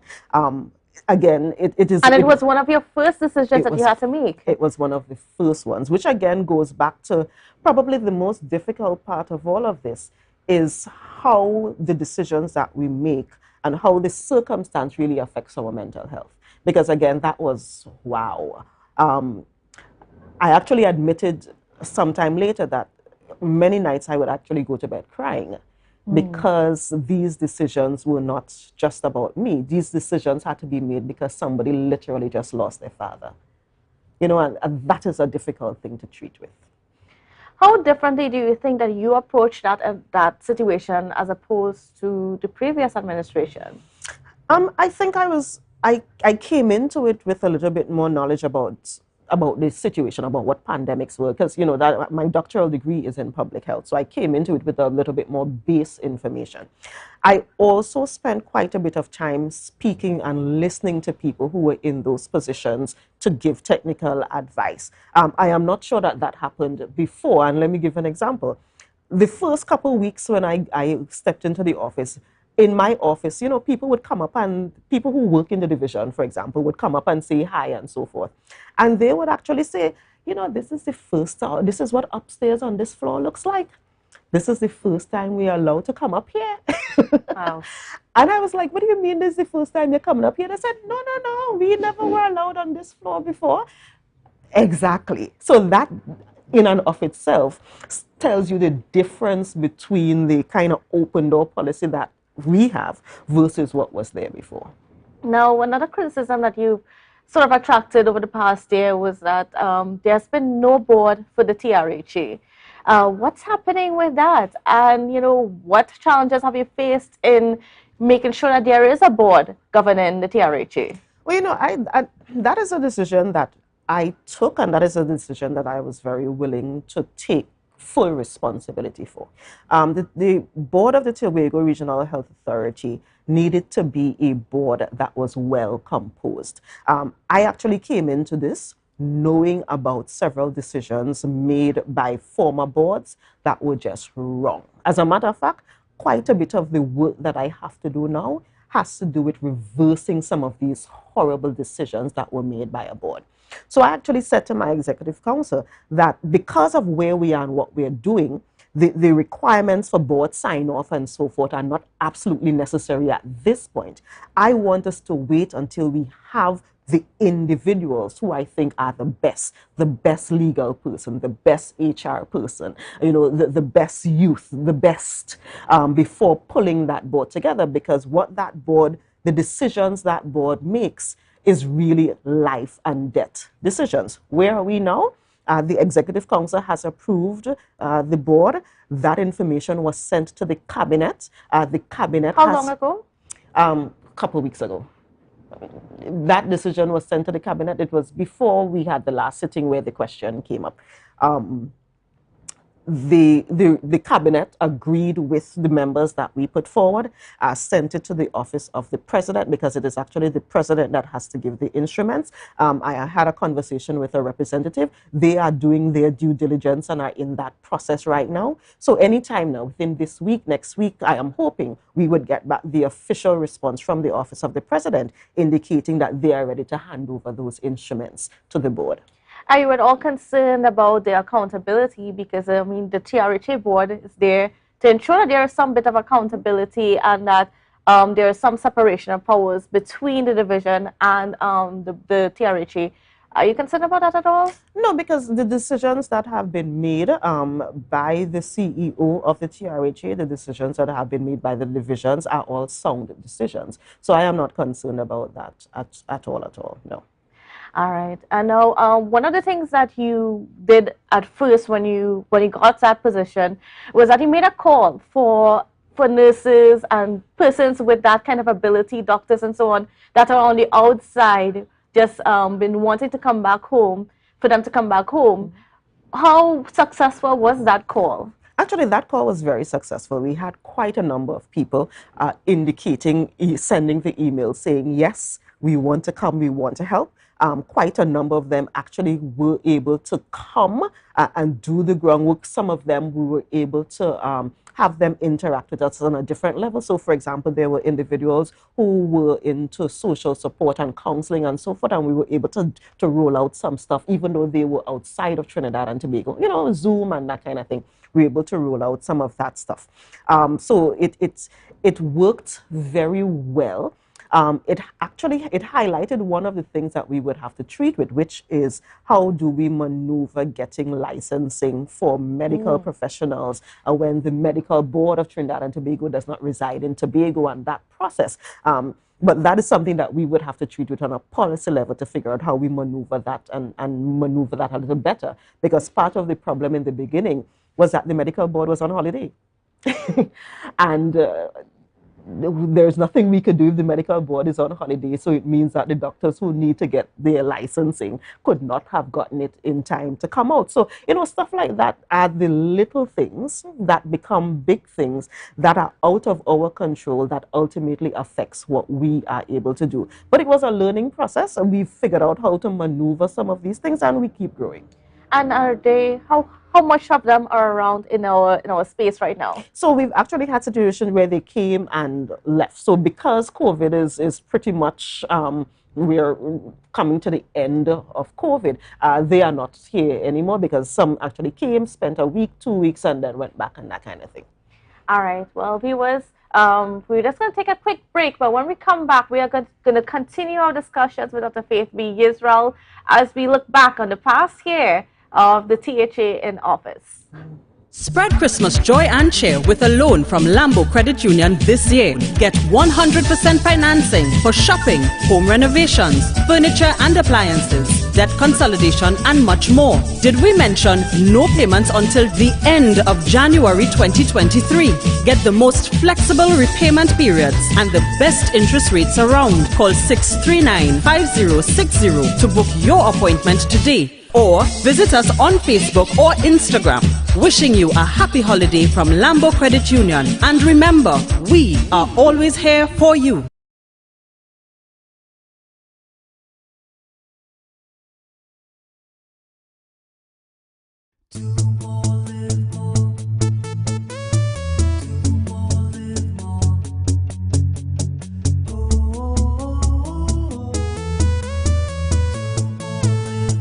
This is how it's gonna go. They better look up below, 'cause this is your show, and everybody's gonna know. Say it to them once again. They better look up below. This is your show, and everybody's gonna know. That's how it's gonna go. They better look up below, 'cause this is your show.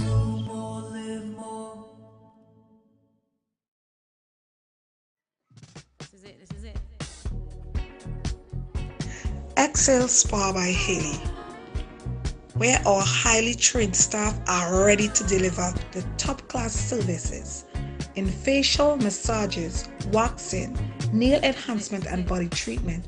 We are ideally located at Coco Avenue, Switzerland, Tobago.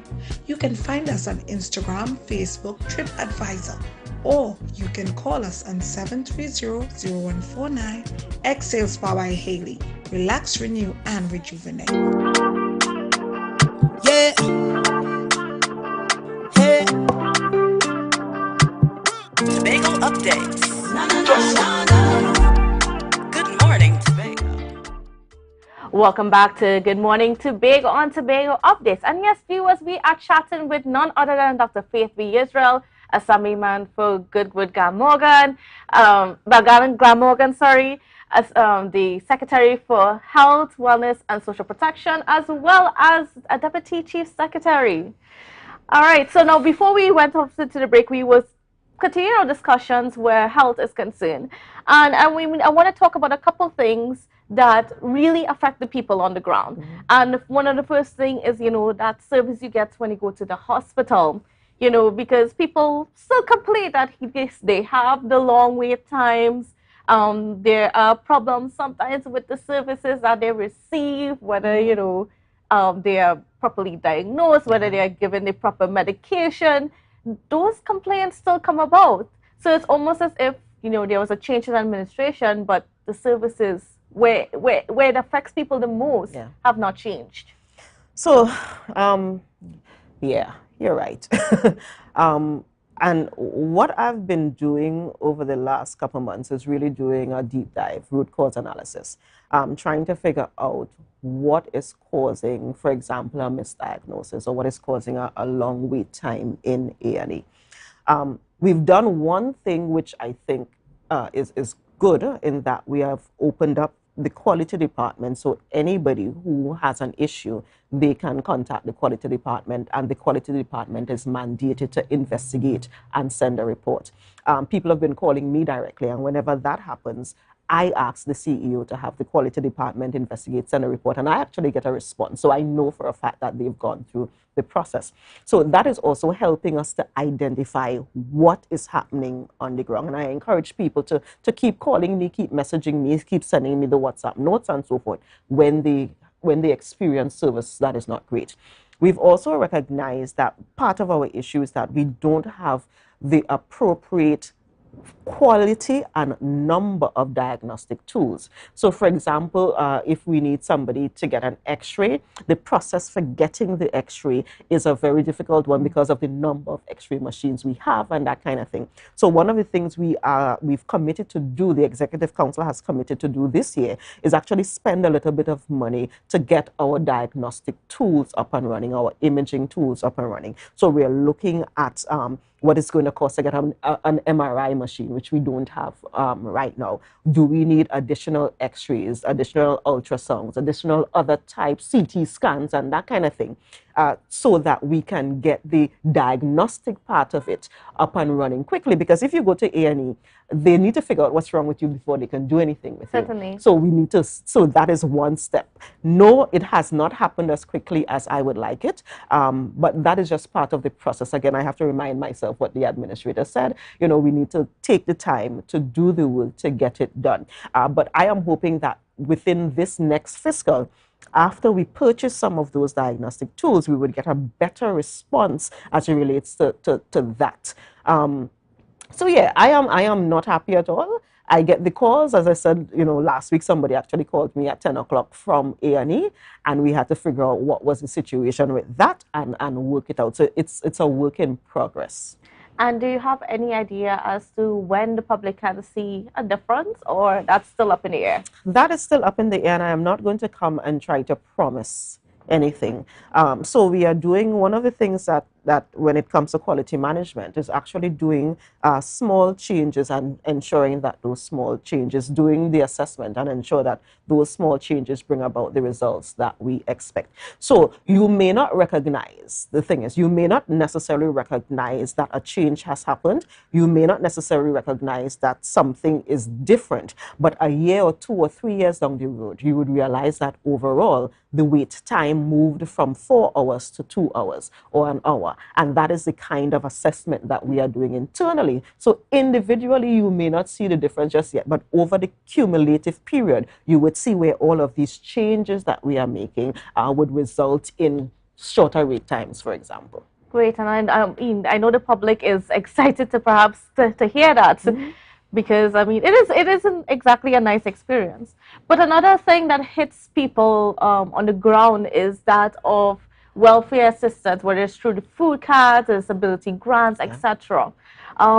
There was, when he came into office, there was a sort of a hold up on that process where you try to reform it and try to make it better. So could you explain to the viewers and the listening public, you know, exactly what you did, and you know why there had to be that pause in the distribution of these food cards and so on? So there was actually no pause in the distribution of food cards. So let me go back, because I think it's actually two different things that are being conflated.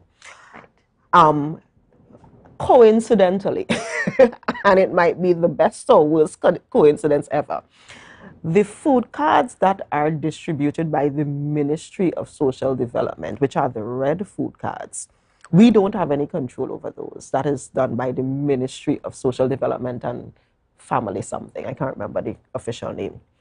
The ministry made a decision, I think, late last year, that if you were getting any other kind of social support from them, so a disability grant, a old age pen, whatever, and you were getting a food card, that they would stop the food card. Coincidentally, that happened to happen the same time we got into office. That had nothing to do with us because the Tobago House of Assembly only administers the green emergency food cards. And those were given out normally during that period. Those were the food cards that were on in the ministry, the Division of Finance. And when Chief Sec Fadi became Secretary for Finance, he thought there's no reason for these food cards to be over here. Send them over to social protection, which is what he did. So that had been happening. But again, coincidentally, a lot of people lost access to their red ministry food cards. And they blamed us because we had just come into power. They assumed that that was a decision that we made, but it was not. It had nothing to do with the Tobago House of Assembly. And what's the process now? I mean, that for food cards, the emergency food cards, I should say, that's under the THA, because of course we need to emphasize that there is that distinction. Yes, so the emergency food cards are there for a specific reason. It's an emergency. They were created, or the process was created, so that if you have a situation where, for example, you just had a fire and you have no food, your house burned down kind of thing, or you are in a domestic violence situation, you had to pick up and run with the kids and that kind of thing, an emergency. The emergency food cards were never designed to be a long-term solution. As a matter of fact, one of the things that we changed was the initial policy of those emergency food cards was that you would have the food card for a month. It was a $500 food card for a month. At the end of the month, you would have to come back and reapply to see if you still are in that emergency state to then get another one if you needed one.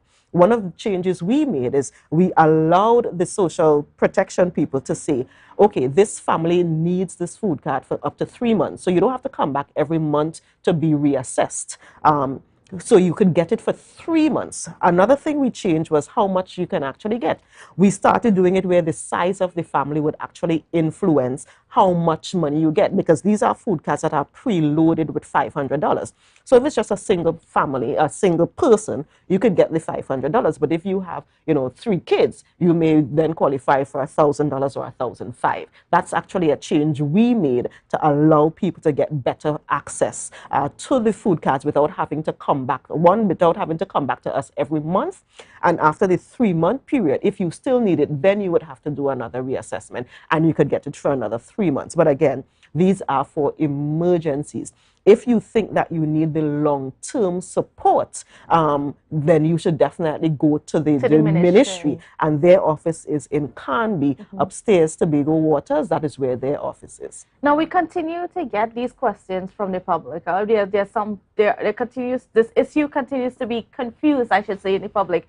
So, I mean, even though you have explained this several times, it seems that, that misinformation is still there, that there is that distinction between the food card assistance that the government gives as opposed to what the THA gives.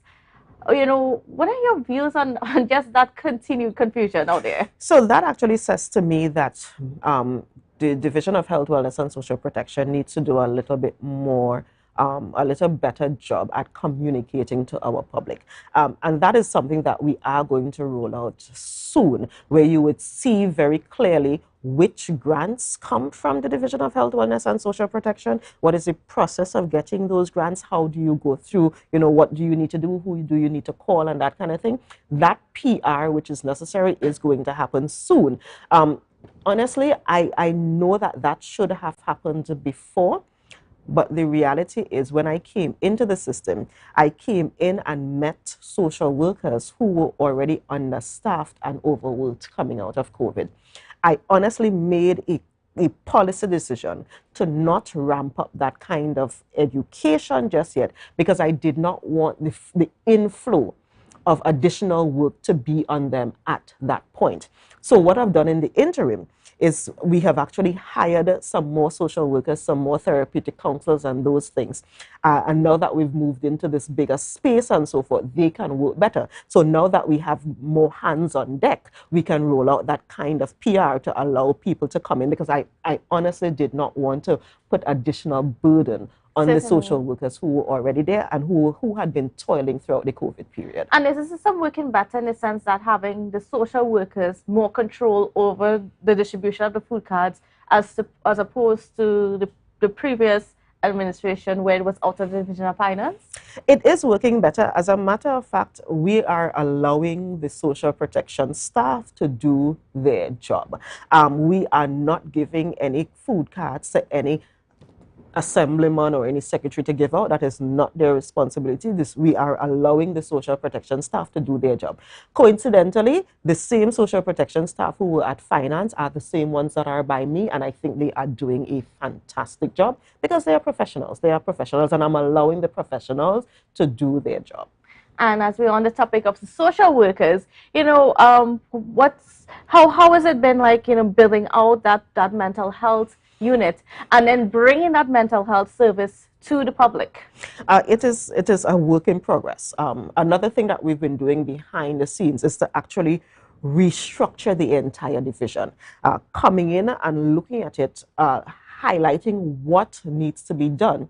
I actually recognize that we had a lot of people who were doing 2 and 3 jobs. So for example, we had social workers who were doing intake, who were doing counseling, who were doing finance management, who were doing all of these things.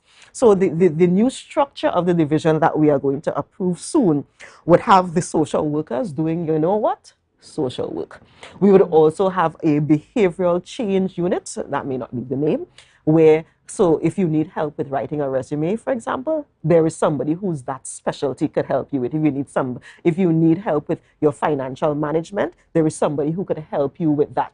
That is not the job of the social workers. So we have been, the structure that we are building out soon will allow the different professionals to do what they are hired to do, and that would bring greater efficiency. And I am hoping that after a year, after 2 years, you would actually see the difference in how we manage social protection on the island. What was your biggest lesson in the past year as the Secretary for Health, Wellness and Social Protection? What did that year in that specific role teach you?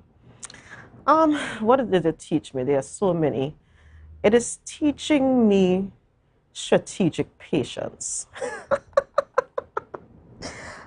It is teaching me that I need to figure out how to create systems that work.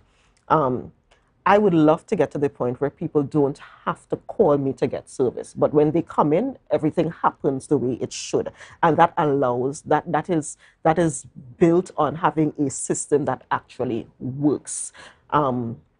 So it is teaching me that I have to strategically think about how all of the parts are moving, and I cannot just say, you need to do this, or you know, give an instruction that has to happen, because there are so many things that influence whether it happens or not. I need to sit back. I need to strategically think about what is actually happening, and figure out the different ways to fix the little kinks that are in the system. And doing that kind of strategic thinking is, I think, something that I had not mastered before. So how is it now? Like, I mean, like, are you better at it now? Are you able to sort of plan things out better? I think I have more realistic expectations now, given what I understand about how the system works, and that certainly helps. And I am able to foresee kinks that are going to come up in the future and figure out how to prevent them from happening. So I think I am a little better at that now, having spent what I call my OJT year. This is my OJT year. But I think I've come up with mechanisms to do that. Now, the other thing that I recognize is that people were so used to really just working in silos. So a lot of what I spend time doing is literally just saying, you need to talk to you. Let us just come together in the same room. It could be a virtual room or physical room. Let us just come together and have the conversation, please. We would recognize that all of these issues would be solved if the two of them just talk to each other. communication is the key. And of course, you know, I mean, communication has also been one of the downfalls of this administration, having not had that good communication with the public. And hopefully we can see better in the coming months. I think what happened is that we have been overwhelmed. I'll admit that. Two things happened. When we were in opposition, as I said before, all we had to do was cuss. Cuss the government. That is all we had to do. Cuss the government and then spend the rest of our day in our electoral districts. That is all we had to do. Now, we have to no longer cuss the government. We now have to find solutions for all of the things we cuss the government about. And that in and of itself is taking a lot of time. I think probably more time than we had envisioned. So we now do not have the luxury of the time to spend all of that time in our electoral districts as we had before, because we literally have to be in our offices. We literally have to write. One of the things I figured out is that unless I write a minute, an actual hard minute that says approval is granted for whatever, it does not happen, and it cannot happen. So I actually spend quite a lot of my time of the day writing, approval is granted for the payment of so. Approval is granted for the execution of this project. Approval is granted, and unless that happens, the administrator cannot act, accounts cannot act, and so on. So I think we had underestimated the amount of work that it takes to fix the things that are wrong in the divisions, and therefore we did not anticipate that we would not have the same amount of time to communicate with our electoral district as much as we would have liked to. And based on that admission, do you think that you can still fix things in the way that you wanted to? Well, perhaps not in the time that you wanted to, but just in a sense of that progressiveness and that development that you were promising on the campaign trail. I think we can. The difference is the timeline. We can deliver. Even with the challenges that you encountered. Even with the challenges that we would encounter, we can deliver on those mandate items. The process for delivering might be a little different. Certainly the timeline is going to be very different. But I have full faith and I have full confidence that the team is able to deliver, because we have been delivering on already for the year. We are showing that we are able to deliver, and we're showing that we're able to make some of the tough decisions to do what needs to be done. All right. And now, I mean, as you mentioned your electoral district, Belgrade and Glamorgan, you were, of course, very much on the ground before, but now you're not able to. You know, what systems have you been able to put in place to make sure that the people in your district does not feel left out or doesn't feel like you abandoned them? Yeah, so my electoral district staff are actually on the ground a lot. They are the ones who go out. They are the ones who call me and say, Dr. Faith, we need this, that, and the other. I just met so. We need to do this and so on. So they are there. There are days that I just make some very difficult decisions. So for example, there are days that I just have to say, I have to leave the office. I am missing this meeting because I am going to this funeral. Because this funeral is for somebody or a member of the community that we love and we cherish. And I also need to be a part of that mourning process with the family. So it's really figuring out how to do that balance is what we are doing. The reason the person could have called me at 6 in the morning is because I do have my phone. And my phone number is exactly the same number that I have had even before coming into office. And I actually made a conscious decision to not change my number because that is the number that people know. So people do know that they can call me, they can message me, and I will respond. It may not be immediately. And I actually tell them message because I may be in a meeting. So for example, I've seen 10 messages come in so far since I've been here that I would need to respond to when I get off air. So doing things like that and allowing people to understand that, you know what, physically seeing me may not necessarily be the best thing to resolve your issue, because I can work on resolving your issue without necessarily seeing you or having a very lengthy conversation with you. If your issue is that you need to have something, you know, garbage collected. We don't need to meet to have that conversation. If you message me, Faith, Bay Road garbage and pickup, I could, even while I'm in a meeting talking about something else, message public health and say, public health, Bay Road garbage and pickup, fix that. You know what I mean? And that is how we've been able to get some of the results that we're getting, even without having the luxury of the time that we had to spend in the communities as we did before. And you know, as you mentioned that, you know, how one of the things that you did was in your community, because you realized that getting contracts and so on, you promised that the business people, the entrepreneurs within the various electoral districts should be able to get more contracts, get more business from the THA. Yeah. But then you realize that there's a system in place that would prevent a lot of them from getting that business. Yeah. Before December, I did not know what the word procurement meant. And I have recognized over the last year that procurement is a whole process that you need to follow the very specific steps. What we also recognize coming in is that because certain contractors were getting all of the work before, the new contractors who are trying to get in did not have the technical capacity to go through the procurement process. So one, before you can get a contract with THA, you need to be registered with the procurement office, control office of the THA.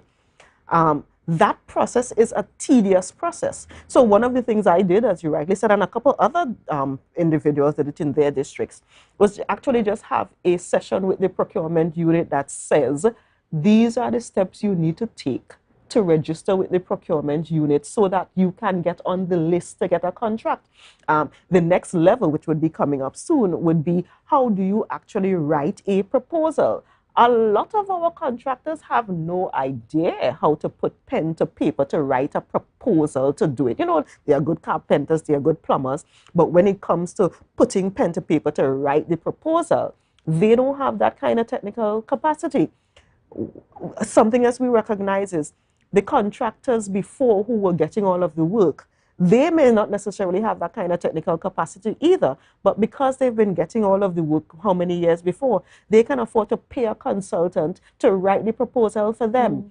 They can afford to pay a $10,000 or $20,000 to write the proposal. The small contractors don't have $10,000 or $20,000 to pay nobody to write a proposal for them. So we have to bring them up to speed to get to the point where they can do that for themselves, and that is what we are working on.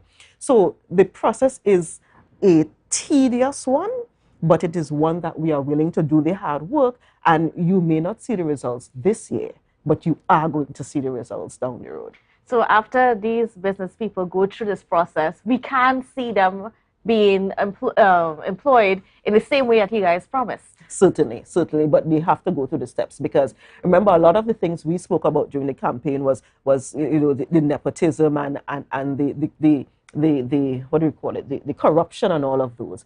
If they don't go through the process, we will then be accused of the same thing. All right, and on that note, we're going to take a quick break, but viewers, when we come back, we will continue our discussions with Dr. Faith B. Israel. The Division of Health, Wellness and Social Protection is moving to better serve you. Turn left onto Glen Road. Another left onto Montessori Drive. Welcome to the new location of the Division of Health, Wellness and Social Protection. It's a different type of thing down there. Man, we party till we drop down there. With a lot of pretty girls down there. Down in Tobago. The best place to stay in Tobago is at Thorn's Place, with rates starting as low as 200 TT. Call or WhatsApp 745-7306 or 682-8676. We are located uptown Scarborough, 5 minutes away from the port. Remember, at Thorn's Place, our aim is to make your stay safe and affordable.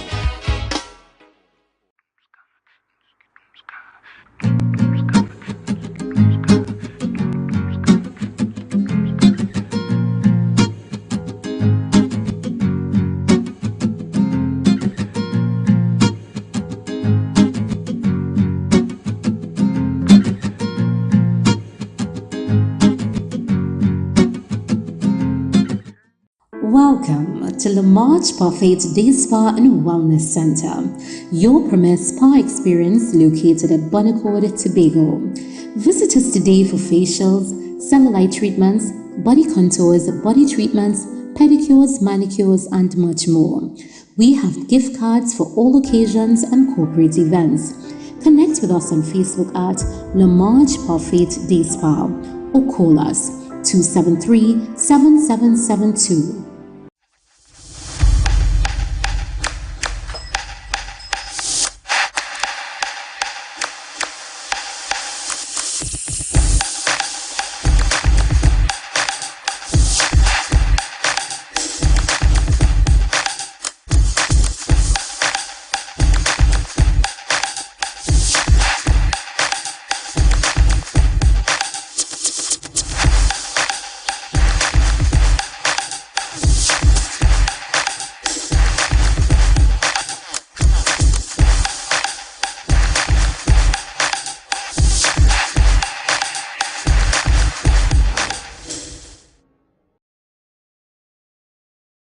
MI4 Security Services Company is the most advanced security service in Tobago. Ask about our cash in transit service. It's safe, risk-free, reliable, and timely. We provide safe banking delivery for all business types and sizes with highly trained staff, 24/7 monitoring, coordinated emergency response, and a well-maintained fleet of armored vehicles. Contact us at 660-7723 or visit our website at www.mi4securitytt.com to sign up today. Never ever worry, don't mind if life make you sad. I tell them never ever worry, if your house get flooded out real bad. I tell them never ever worry, what I'm saying is true. So just consider, Tatil will always be here for you. Tatil, where people are people. You know what I mean. I want to welcome Assemblyman Joel Sampson, a guy who a lot of us know fondly by Nazi. The Assistant Secretaries for Tourism, Culture, Antiquities and Transportation, and Miss Megan Morrison, and the Assistant Secretary in Health, Wellness and Social Protection, Mr. Sonny Craig. Beneath the surface, we get to hear candid views from every assemblyman, every area representative, every councillor and presiding officer. Their accomplishments, their challenges, and their goals for 2023.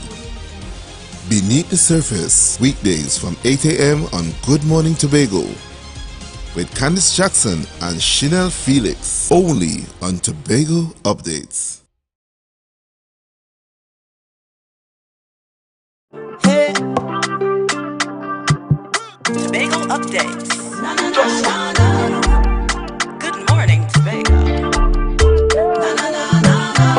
Wake up with Candace and Denasia. Let's go. Welcome back to Good Morning Tobago on Tobago Updates. Yes, viewers, we are continuing our discussions with the assemblymen and the councillors for Beneath the Surface as we look back on the past year of the PDP in office leading the THA. And we are chatting with Dr. Faith B. Yisrael, who is the assemblyman for Belgrade and Glamorgan, as well as the Secretary for Health, Wellness and Social Protection, and the Deputy Chief Secretary. Now, I mean, Dr. Faith, I want to ask you, there's been some talk over the past few weeks, past few months, from various members of the Executive Council that there are people within the various divisions that are trying to sabotage your leadership. Have you found that within your division? Have you been able, did you have to deal with that? So, we recognize that there are individuals who are not necessarily working to the best of their ability to do their jobs. I would put it like that. We've recognized that some may be willfully doing things, and we recognize that some may just not have the technical capacity that we think they should have. It is just one of the things that I said before, where we have to maneuver what we do and learning how to strategically figure out where the kinks are and deal with them. So in my division, whenever I recognize there is a kink, I have actually said to my administrator, who in charge of this division, you or a clerk downstairs? And, to her credit, she actually spends quite a lot of her time physically going down to accounts or going down to HR or going down to, to the project implementation unit or wherever, saying, hey, this is what we need to do because the timelines require you to do it. So I've been able to circumvent some of those issues because of how the relationship between she and I and how we are able to manage the division. In other divisions, the system might be a little bit different where the administrator does not necessarily have that kind of control over the subordinates. But it is one of the things, as I said before, this is our OJT year, and we really just have to figure out how to treat with these things because we will always be in a situation where someone does not necessarily have your policy direction, is not necessarily their policy direction, and we just have to figure out how to treat with that. Can you give us an example of some of that you've encountered? Sure. Okay, so getting things paid for has been a situation that is very, very, very frustrating. I'll give an example. There's an exec council note that says this particular thing is approved, it is going to cost whatever, pay. Hand that over. I write, say, hey, approval, and then you realize 3 weeks later that the file is still sitting on somebody's desk. So in my mind, yeah, payment was already done. We spoke about that a month ago. Only to realize that, no, it is still sitting on somebody's desk. Why is it sitting on somebody's desk? Because this line is wrong, or this line doesn't speak to giving the authority or something to that. Okay, so if that is the case, why didn't send back the file? Something as simple as that. But the customer who is expecting payment is now calling my phone saying, hey, when am I getting payment? And then I would say, but that was already processed, because in my mind, that was already processed, not realizing that the file is sitting on someone's desk. So situations like that is what keeps happening, and it means that there's almost a level of micromanaging that has to happen that is just not practical. And then there's also that criticism that you will attract if you try to micromanage. Exactly. I am not the kind to go down and stand over anybody with a big whip. Anyway, that is not how I function. So yes, I also don't want to do that kind of micromanaging because we need people to do their jobs. And how are you going to get around that? So in this case, especially dealing with the payment, making sure that the payment is followed through, even after the approval is granted, what differently are you doing to make sure that it gets done? So I have actually started pulling back, and my personal staff have actually started looking back at the notes and saying, hey, this is something that we said needed to happen. Let's check back in a week or two to see where it is. And just the fact that you've checked back is a prompt. Have the administrator speak to the senior accounting person, and I am sure the same way I asked my admin, are you in charge of the division? She asks her accounting senior, are you in charge of your unit? And then they would then have the responsibility of finding the file and ensuring that the actions are taken as necessary. So it's a matter of checks and balances. Something like that we would also help with resolving as we move towards a better digital system where you will be able to see very quickly where the file is because it's digitized and you know where it's sitting and that kind of thing. So as we move towards that, we're hoping to help with some of these kinks that we recognize are there. And then how soon can we see a digital system being implemented? So it will take some time. So let me give you an example. I have actually started having conversations with entities as it relates to digitizing the health system. We have a partially digitized health system where the lab component of it is digitized, the pharmacy component of it is digitized, but the actual medical records, so you still see doctors writing on pieces of paper, that part has not been digitized yet. So within the last couple of weeks, we've actually been looking at different mechanisms.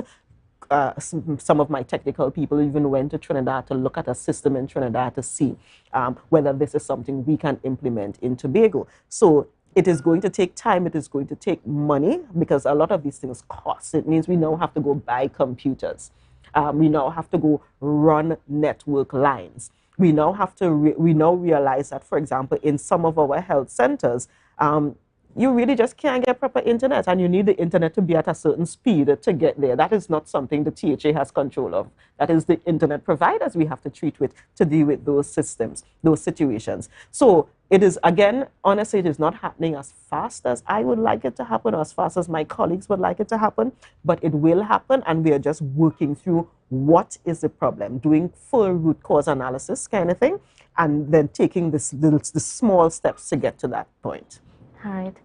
Now I need to move on to sort of a tricky issue that happened within your administration, and that is, you know, Mr. Duke having that falling out with Mr. Augustine and, well, the rest of the Executive Council, and now resulting in you being appointed as the, or elected as the Deputy Chief Secretary. So first of all, what were your reactions when that whole situation came to fore? You know, when you go to bed thinking that you've resolved an issue, and then you get up the next morning and you're asking yourself, wait, just now, what? We had the conversation yesterday. What is all of this about? No, literally good. I mean, it may have been the one night I went to bed early and then got up the next morning, and it was all of this bacchanal happening. What I realized, though, is that it is actually way easier to be in opposition because all you have to do is cuss the government. The amount of work that it takes to actually run a division and to fix the things that we cuss the government about, that takes a lot of work and a lot of dedication. And sadly, what that gentleman has done has removed himself from the process of being there to do the hard work and jump back over to the easier side of this coin where all you have to do is cuss the government. I was disappointed that that was the choice that was made, because that was a choice that he made. No one pushed him out. No one said, you have to go, you know. He made those choices and made those choices very public. Even we were all watching, wondering what in heaven's name is happening. It's really just disappointing that after we worked so hard to get to the point of being in the executive to treat with the issues that we cuss the government about, you would make the choice to no longer be in the position to do that. But the rest of us are committed. The rest of us will keep doing the work of the executive. The rest of us are in full support of Farley Chavez Augustine as Chief Secretary, and we are going to continue doing the work. It is just unfortunate that after he worked so hard to get us to this point, he seems to not be willing to do the hard work to actually fix the things we've said we wanted to fix. And you were somebody that was at his right-hand side. You and Mr. Augustine, you guys were the trio that started off since 2017. Of course, I mean, you joined the party before, but you worked to build that together, and now you are no longer together. Yeah, I mean, I was actually the third candidate that jumped out in 2016 for the 2017 election. And it's difficult to see that something that I thought we were all working on together is now seen as mine, and I go do what I want. And it's almost to hell with everybody else, because this is mine and I go do what I want with it, when in fact, all of us were there doing the building. All of us were there doing the hard work. If you listen to some of the people who I say are actually more PDP than me, if you listen to some of them speak, they would actually tell you the stories of the moments where they were sitting drafting the first constitution of the PDP. The political leader wasn't even in the room when that was happening. You would hear stories about how the name came up and the first drafts of the name. And you hear them saying, but he wasn't even in the room when we were doing this. So to hear now, and those are the people who, as I said, are more PDP than me. I met them here when I jumped out in 2016. when I jumped out in 2016. It is just, it's disappointing. It is saddening, and it is just, what are we going to do? We just have to treat with it. And what's happening with the party? Because you, even though Mr. Duke has said that if you're not aligning with what he is saying, then you guys can leave. But you recently posted that you remain a Sparta. You posted some of your memories of just being on the field, working to build a party and so on. You know, but now the PDP seems to be in a bit of a shambles situation. It is, and what I was sharing was actually the very good memories, because I have very good memories. It was hard work. It was gut-wrenching work. And I have said that I will allow no one to take that away from me. So when I shared those memories, Facebook memories, it really was because, hey, no one is going to take those memories from me. No one is going to take the hard work that we put in from me. No one is going to take that from me, from us. And in those moments, I was speaking about me specifically. No one is going to take that from me. We are willing to do what it takes to continue developing Tobago. And the rest of us are at the point where we are going to make those decisions about, hey, if it's his party and he says it's his party and he can go with his party, then I really, there's really nothing I can do about that. When you look at the EBC rules and that kind of thing, really it is registered under his name. So if that is what he wants to do, there's nothing we can do. We're not going to fight him for that, certainly not. So we will just keep working in the executive, and as we continue working in the executive, we will do what we need to do to build out the political parts of it as we go forward. So does that mean that you'll be building out a new political party? Where does it leave you all? It seems like that might be the only option at this point, because the contest elections, the system in Trinidad and Tobago requires us, it's a very partisan type of system. So it's a gut-wrenching decision because I'm a PDP. You know what I mean? That is what we've been convincing people to vote for over the last how many years. So it's a gut-wrenching decision that we have to make, but it is a decision that we are willing to make, and we would do what needs to happen for the people of Tobago. Full stop. And I mean, perhaps to your credit as the executive council, so far you all have chosen to just keep moving forward, doing the job, as opposed to focusing on whether or not you form a new political party right now. Yeah, because we recognize that bigger than PDP, PNM, whoever else, the people of Tobago gave us the mandate to treat with Tobago's issues. And it would be selfish of us to squander that mandate. It would be selfish of us to think about our own internal issues and neglect what the people of Tobago elected us to do. So we very clearly said, you know what, blinders, you need to put on blinders, focus on your job. Right now, we will treat with all of the politics in due course. We will treat with that, and that is what we are doing. And what's been the conversation like with your membership? Because of course, they too are disappointed. Yeah, the vast majority of the members have said to me, Faith, we are supporting you all.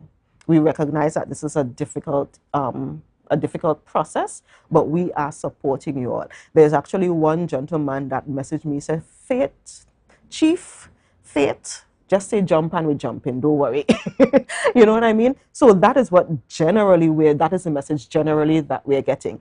A lot of the people who were there at the beginning, they keep saying, oh gosh, we really have to start over, boy, we really have to do this again, because they were on the ground with us building it. And if we could get to the point of just saying, let us kumbaya and come together again, they would definitely want that. But again, we can't force a man to do what he doesn't want to do. Certainly. And now, I mean, you have the position as Deputy Chief Secretary, and you already had a very big portfolio with health, and of course, being an assemblyman for Belgrade and Glamorgan. What's it been like now accepting that role and that additional responsibility of Deputy Chief Secretary?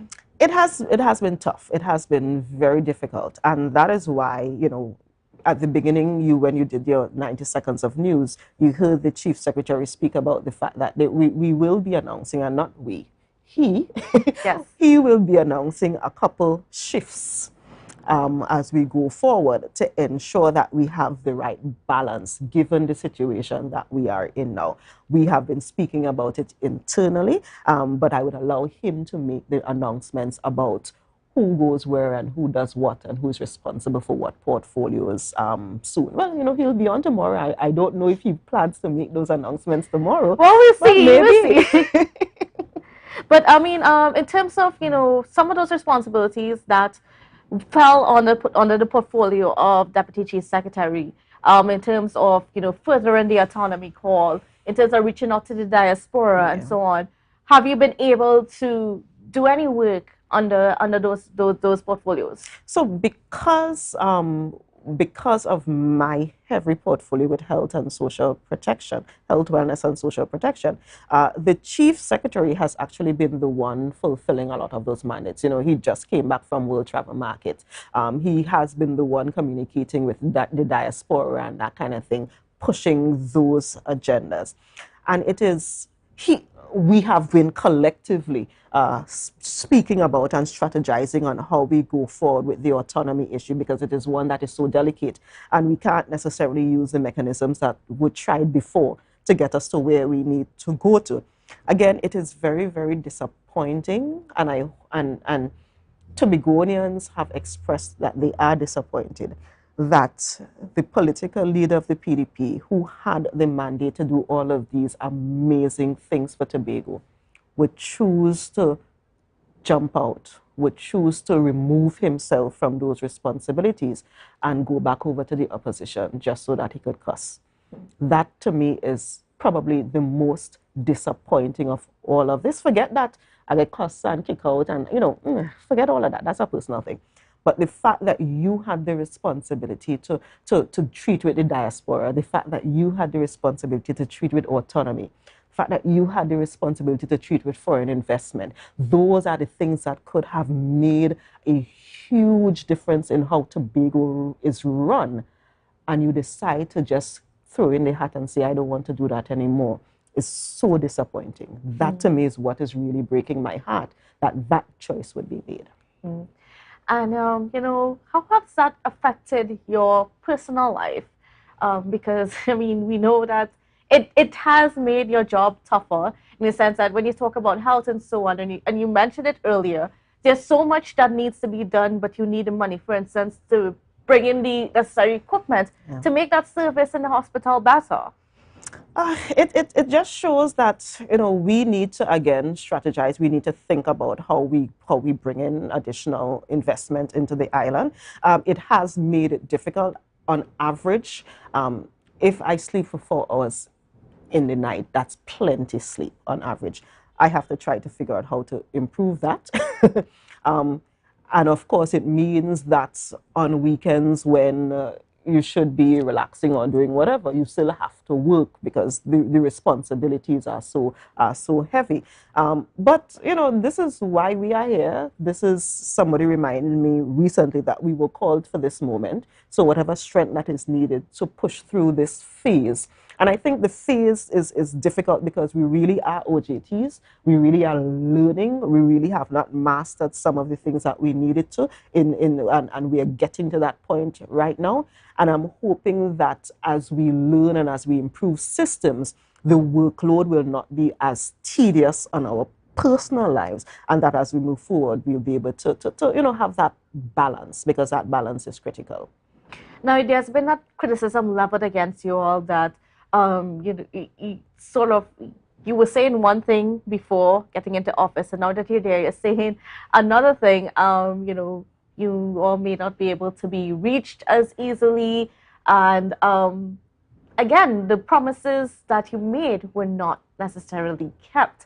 How do you deal with those criticisms? How do you sort of, you know, deal with the people that are making those criticisms against you and helping them understand, what you are really dealing with? Right. So one, if anyone who interacted with me during the election period, one of the first things I would say is that I am not making promises. These are the things we hope to work on when we get there. But when we get there, we will actually see what is happening on the ground, and that would influence how quickly we can do these things. And when you speak to the average person on the ground, they are also telling us that they understand why there is such a delay. And it's not that the mandate is not fulfilled. The mandate is not fulfilled yet. Remember, it is impossible to think that human beings, just mere mortals, can fix 21 years of mismanagement, 21 years of neglect, 21 years of corruption, 21 years of all of those things in a year. That is just not practical. We did not think that we could do it. And I think the average Tobagonian also understands that. So as much as there are some very loud detractors, and by the way, it is so funny that the loudest people are the ones who were there for the last 21 years. It's like, oh, they're serious? I mean, this is your problem in the making, and you are now screaming at the top of your voice that we have not fixed the problem that you took 21 years to make in a year. Come on, man, come on. So, and the average person on the ground, I think, understands that difference. Great. Now, I mean, when you're looking forward to 2023, what things can we expect from you all? What can we see that's different? Because like I said, this year has been OJT year. Using your words, this year has been an OJT year. You're on the job training. But I mean, the truth is that you can't afford to be OJT in governance. Yeah, and we've accepted that. We have accepted that. The Chief Secretary has implemented almost like a score sheet that will help us identify where we are, what has worked, what has not worked. We are also making a commitment to really just communicate better. Because in many instances, if we just really came out and honestly said, this is the situation, this is what happened, people would say, oh yeah, okay, I understand that. But because we are so, head first into it, we kind of forget to communicate. I think we also were trying to be diplomatic in the beginning and not speak too loudly about all of the problems that we saw coming in. And we have to be honest. We just have to be honest and just say, hey, this is the crap. This is how we are dealing with it. This is what has worked. This is what has not worked. And be honest with the people of Tobago. And I think when we move forward with that kind of communication, you would see a better response generally as we go forward. And then what has been the working relationship been like with the rest of the team? Have they, how is it when you go into the engine room, I should say, when you go into those executive council meetings and you're working towards getting things done, what is that like? I must say that I work with the best team ever. Every single member of this team has been doing the best that they can do and has been coming forward with some real ingenious ways of treating with things and so forth. And I love working with my team. We gel very well together. We are very honest with each other. And I would not even use the word brutally honest because that implies a certain level of antagonism. But we are honest with each other. If we call a spade, but we understand that this is so important that even if we may have a disagreement on a policy decision or a way to do things, we are able to come together and say, yeah, but this is the best decision, let's go with this. And once we agree that, yeah, this is the best decision, let's go with this, the team comes together and we rally and we do what we need to do. And I thoroughly appreciate that. And I honestly, appreciate the leadership coming from Farley Chavez Augustine to man, because he's probably the youngest of us in the team. And to man some big hard Batman and woman when you are the youngest in the team is pretty difficult. But he's done an amazing job of us pulling us together and ensuring that we all work together. But individually, we have that commitment to continue working as a team, and that is what we are going to do. Are you able to hold each other accountable? You would be amazed at how much holding each other accountable we do. Now, the good thing is that we have not had to treat with any huge issues of, huge stuff, because, Chief Sec Farley has said, if I find you in corruption, don't even bother. Don't even bother, kind of thing. So the accountable that we are holding each other accountable is us saying, you know what, we could really communicate better. Honestly, that really ain't working. We need to do better at that. Or to say, have you tried this? Let me see if I could have one of my personal people help you, or your personal people, with this policy, and see how we could do that. That is how we are able to do it, and that is how we are able to stick together as a team. All right. And then, you guys, one thing that I noticed very clearly is that when the issue happened with Mr. Duke, you all were able to still stand together and still trust the leadership of Mr. Augustine. Was that hard? Actually, no, that was probably one of the easiest decisions, because the team had been working as a team before. And that is why we were all surprised when we saw the actions of the political leader. Because we thought we were all on the same page with this issue, and then suddenly, wham, this thing happened. So it was very easy for us to stick together as a team, because that is how we had been working continually. And we just continued to work together as a team following that. And again, Mr. Augustine showed significant leadership qualities by rallying us, allowing us to vent when we needed to vent personally and so forth, and just say, you know what, but hey, we're doing this for Tobago. Tobago elected us to do our jobs. This is what we're going to do. We are not going to be distracted by somebody who just decides that all they want to do is to go back over into opposition and cost the government. We will not be distracted by that. We are going to do our jobs. And if you were going to rate how well the team, the PDP team in general, has been able to keep that mandate towards the people of Tobago, how would you rate that?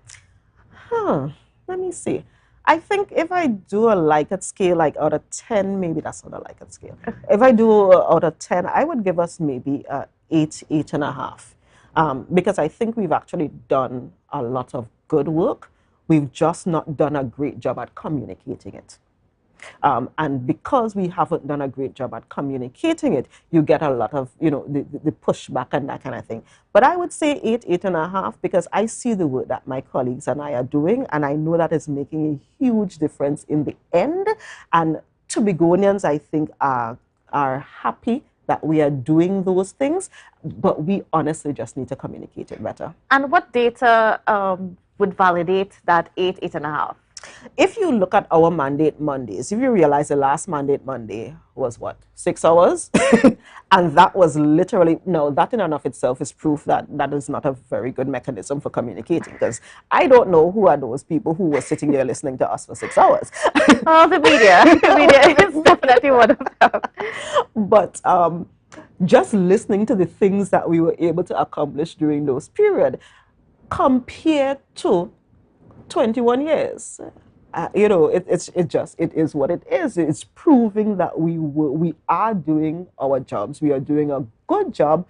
We just need to be able to communicate that better. And then if you would rate yourself, how would you rate yourself in your performance? Sadly, I'm one of those people who are perfectionists. Even though I would give the team maybe a 8.5, I would probably rate myself as an 8 out of 10, because I do think that I just need to keep pushing. Just keep pushing. We have the capacity to make it better, and that's what we're going to do. So I am probably going to give myself an 8 and no more than an 8 for the next 2 or 3 years just to push. So after we finish with this term, the term ends in 2025, right? Are you going to continue? Do you have intentions to continue? Listen, I have never been the kind to make very long-term plans. I have always been the one to allow the Most High to guide my life. 2025 is a very long time from now. I have no intentions of giving up. I have no intentions of dropping out. I have no intentions of doing anything like that. But I will see what happens then, and wherever the Most High guides, that is where it will go. I guess it's a better way to put it. All right, no, I mean, I asked you a little bit before, but I realized I didn't really say too much. But I mean, we want to know, what can we really expect in 2023, especially in the division of health? What deliverables can the people of Tobago see? What improvements can they see in the health system? You know? Right, so let's talk about public health. Because we tend to not, we've kind of forgotten about public health over the last couple of years. So public health is going to include us rethinking and re-engineering how we do waste management. That is a big project that's coming about. That would include us trying to eliminate use of plastics and that kind of plastic bags and those kinds of things going forward. It would also, we've already started, for example, our insect vector department doing more training and so forth. You would actually see us within this next fiscal develop a lab where we can do entomology testing, as in test the mosquitoes and that kind of thing. You would also see us develop a lab where we can do testing for food and water safety, because currently we don't have that on the island. Any samples that we take need to be sent to Trinidad. We are getting to the point soon where we would be able to do that in Tobago. So you'll see that happening in public health within the next fiscal coming out of that. For social protection, because we now have a better space, we now have more social workers and so forth, I expect that we would just be able to deliver on our mandate in social protection a little bit better.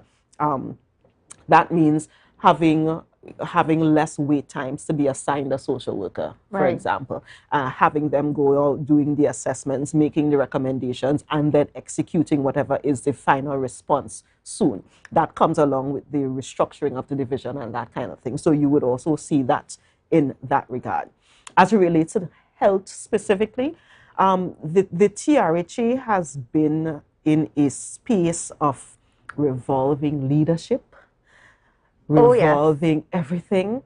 And honestly, right now, we are just trying to level the ship. We're just trying to steady the ship. The CEO who is there is someone who I am actually pretty pleased with his work thus far, and we would continue working together. Having the board come in would also help with that. Again, as I said before earlier, treating with those diagnostic tools and so forth. We also plan to do some work with primary care, where we would be ramping up some of the wellness part of it. So, you know. And that does that mean that like facilities like the Charlottesville facility would be addressed? Listen, that Charlottesville Health Center is a perfect example of 21 years of utter mess that now needs to be fixed. You remember when we started that project, and I say we because it is now my responsibility.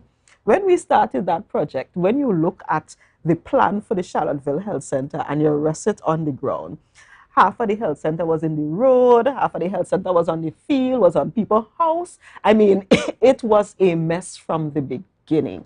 So what we have to do, because of the amount of work that is required, is actually move out some of the people who are upstairs, you know, customs and public health and those people.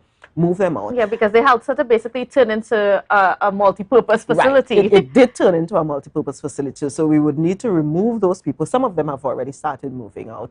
And then we would have to figure out how we treat with the health aspect of it. And that entire facility would have to do a full overhaul unfortunately, that is where we are. So it is not a quick fix. I would have loved to just go up and slap some paint on the wall and say, hey, we did something, but that is not going to work. And I think it's better that we take the time to do it appropriately and to do it correctly once and for all than to try to do these quick fixes that are not necessarily the best. And I know that there's people in the Charlottesville Village Council in particular complained pretty loudly about that recently, and were you able to have the conversation with them? So I actually started having the conversation with them even before the reporter went in and did the interview and all of that. As a matter of fact, it was one of the things that I said, you know, in a situation like that, we can take the decision to penalize the workers for bringing in the media and so on. And I actually said, no, let's not do that. We know it's a mess. So let's not penalize anybody for highlighting the fact that it's a mess. It's a mess. It is a mess. So we are going to continue working on that. The TRHA is currently looking at what is the best way, how, you know, what is the scope of work that actually needs to happen to the facility, and we will be rolling that out soon. And in terms of the Roxborough Health Center, or Roxborough Hospital, I should say, not Health Center, but it's further along now. It is way further along.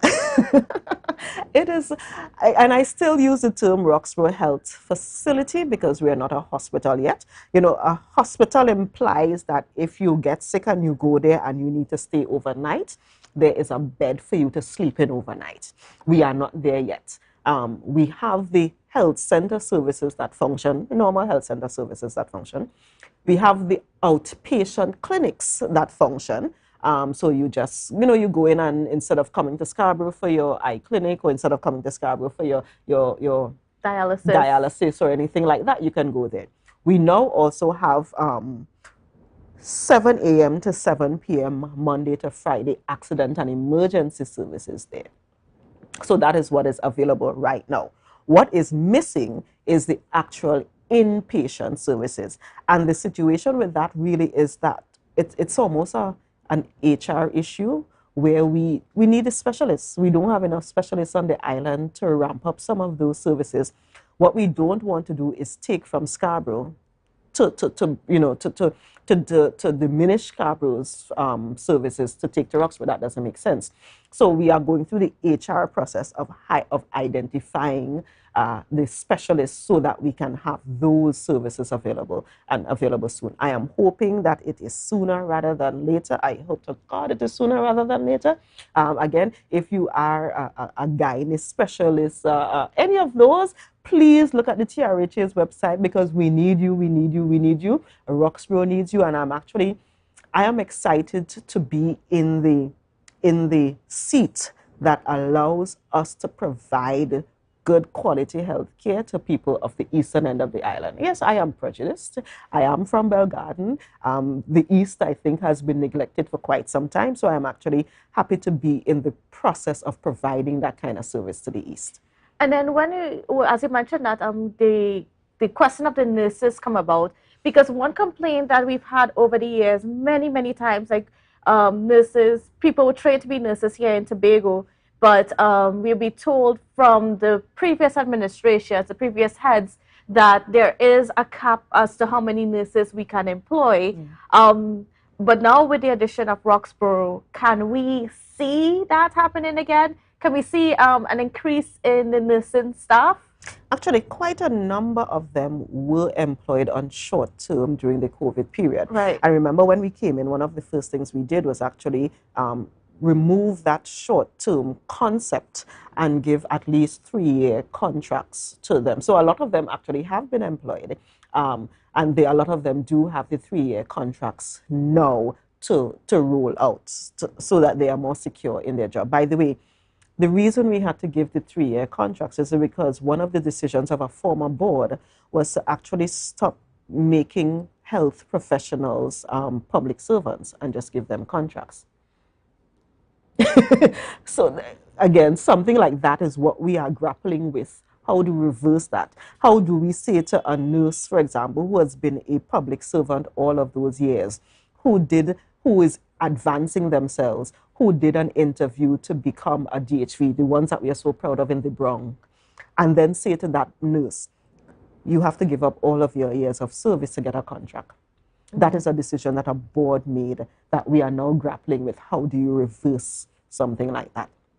So again, yes, you are going to see more people being hired because we have to fill out the Roxborough Health Facility, and we have to ensure that we provide good service throughout the island. So yes, you would be seeing more of those hires happening, but a lot of them have happened before, and that is why we had to do the 3-year contract when we just came in.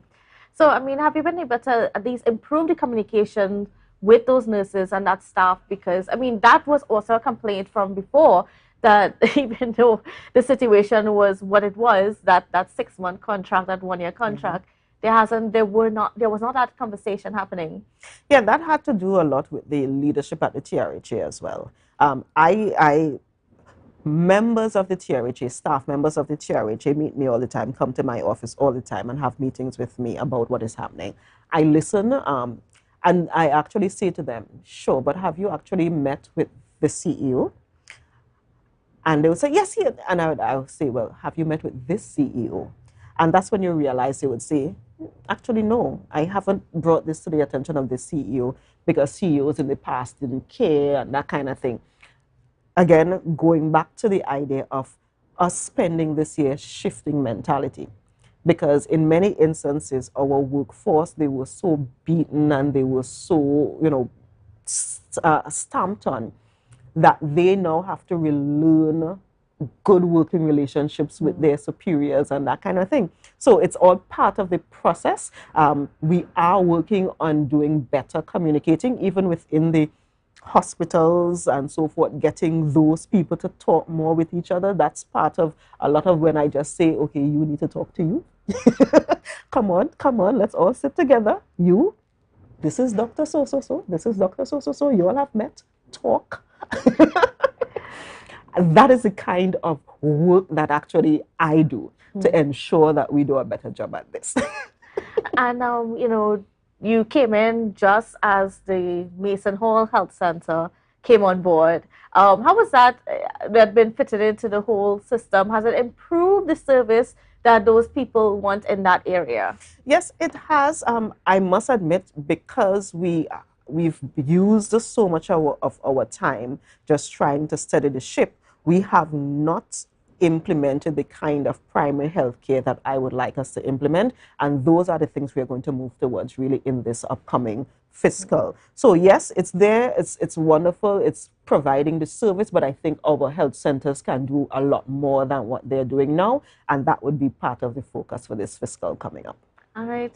And then you said that, if I remember correctly, with health, public health, that whole waste management thing, like we've had those policies that was laid out before with the previous administration. I think it was in 2017. We had that one motion come to the House to remove to only use single-use to not use single-use not use single-use plastics, or at least to use the biodegradable stuff. We tried it. It didn't really work so well. The idea didn't quite sink into the public. Is there going to be any different approaches this time? Is that that policy going to be tweaked? So that policy was actually one that was in general a good idea to say, well, okay, let's not use a single-use plastics. The difference is at that time, I don't know that they understood what needed to take place on the island to get us to actually materialize that. The difference now is that we have a better understanding of the inputs that it would take to get that to a space that is actually actualized. So yes, the Assistant Secretary, Assemblyman Sonny Craig, is actually the one with the responsibility for working through, and there's actually a full committee that includes private sector, public sector, and that kind of thing working together for us to get that to a point where we will actually do it. And yes, we pride ourselves with actually doing what we said we are going to do. The fact that they couldn't do it that's their issue. That is why Tobagonians elected us to be in this position, and we will do it differently.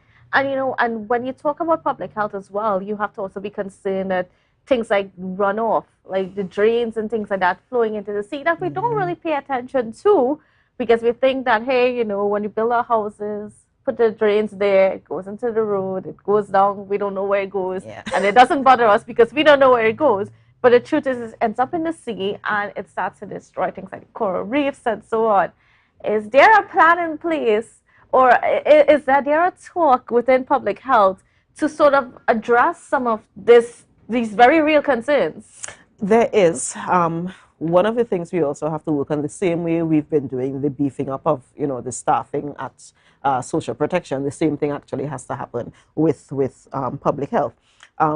Certica is actually one of the individuals, because the public health inspector positions are actually public service positions that we need to go through the service commission and all of those things that I know nothing about. You know, so the reason we have not been able to do those things yet is because, again, so many of these things are out of our control as it relates to that aspect of it. But that is why she is there to help guide us through how do we actually get the public health inspectors, the ones who are authorized public health inspectors according to the laws of Trinidad and Tobago on the ground, when we cannot just hire them in the Tobago space. So again, it's a process. It's something that we are working towards. And the reason I am bringing up the people is because, again, we have a diminishing workforce, but have more work to do. And we have to ensure that we provide the resources to the employees, including additional human resources to do some of the work that is necessary. And with like litter wardens and so on, would that also fall under that category? So the litter warden situation is one that is a sticky one. We currently have the litter eradication program under the Division of Health, Wellness and Social Protection. And it's one of the departments that we need to make some very tough decisions about where we are going. Because right now it is really just floating there. It is not anything. They really just come, they go to work, they do amazing work. You know, people always talk about how Tobago is clean because of what they do. But we have to make some significant policy decisions about what happens in the litter eradication program. And that would actually include whether we include the concepts of litter wardens, because we don't have litter wardens in Tobago. Litter wardens are people who can actually give you a ticket if they see you littering. We don't have that yet, but it's part of the discussion as we build out the division. And I'm guessing that that was something that would be sort of attached to the autonomy discussion as well. Certainly. Currently, we can actually use the current laws as it relates to litter wardens, the same way we use the current laws as it relates to public health and the public health inspectors and so forth. We can do that, but it will be better for us if we do have a kind of autonomy that we are talking about, so that we can make the Tobago specific laws and don't have to worry about what is happening in Trinidad affecting us negatively. And of course, hopefully, well, perhaps maybe even tomorrow we might find out, you know, what's to happen with that portfolio, whether or not you would still be responsible for it, or whether or not that portfolio will be shifted.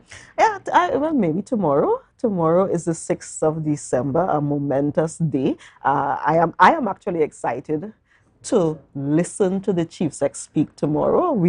I will certainly not be preempting him, but yes, it may be a conversation that, or a disclosure that happens when he comes on tomorrow. Okay, so as we're getting ready to wrap, I mean, we had you on for 2 hours. It was not the original plan. Like you said, viewers, if you were paying attention, we were supposed to have Ms. Certica on to deal with the first hour, and then Dr. Faith, but she so kindly remained for us, and we were able to, you know, get all around, you know, get into some details. But what would you like to say to the public as you look back on the past year of being in office, especially after the journey that you had, you know, starting to build the PDP, you got in, you were elected, you were first, I mean, you were on the minority first, and now you're able to be in the seat of power. Certainly.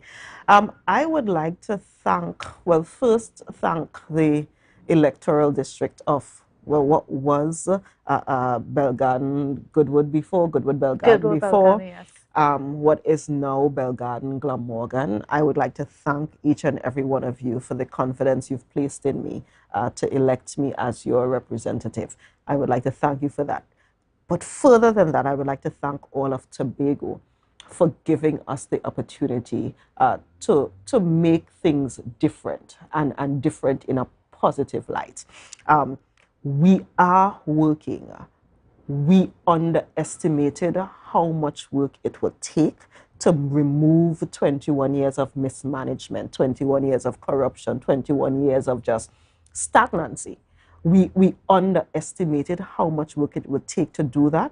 But given that we've gone through this OJT year, as I call it, I want to thank Tobagonians for continuing to support us, continuing to pray for us, because a lot of Tobagonians actually spend a lot of time just praying for us.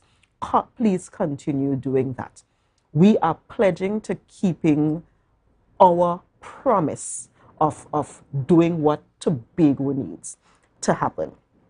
We are at the point where development seems to be slower than we would want it to happen. But again, give us the opportunity to execute these things that we have in train. Give us the opportunity. We've started the groundwork.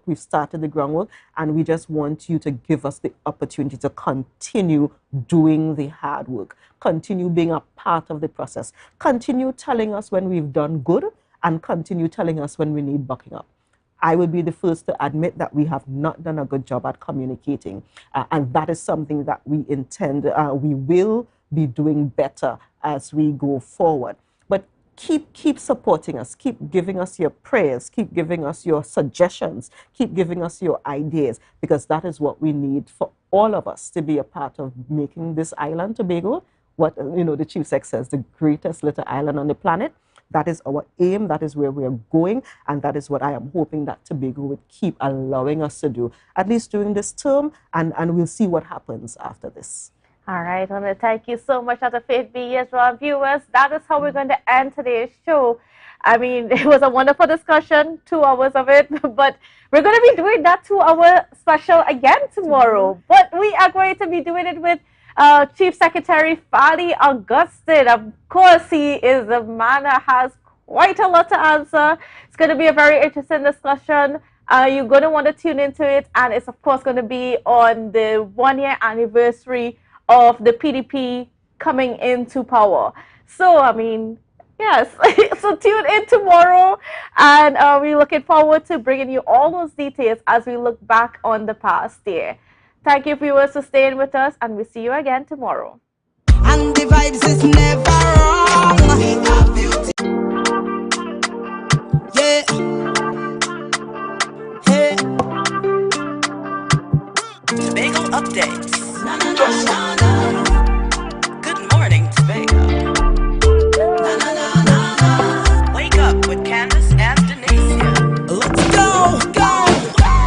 It's a brand new morning. Rise up to a brand new dawning. As the passion start to rise, the energy fill the skies. I say thanks for favor to wake up and hear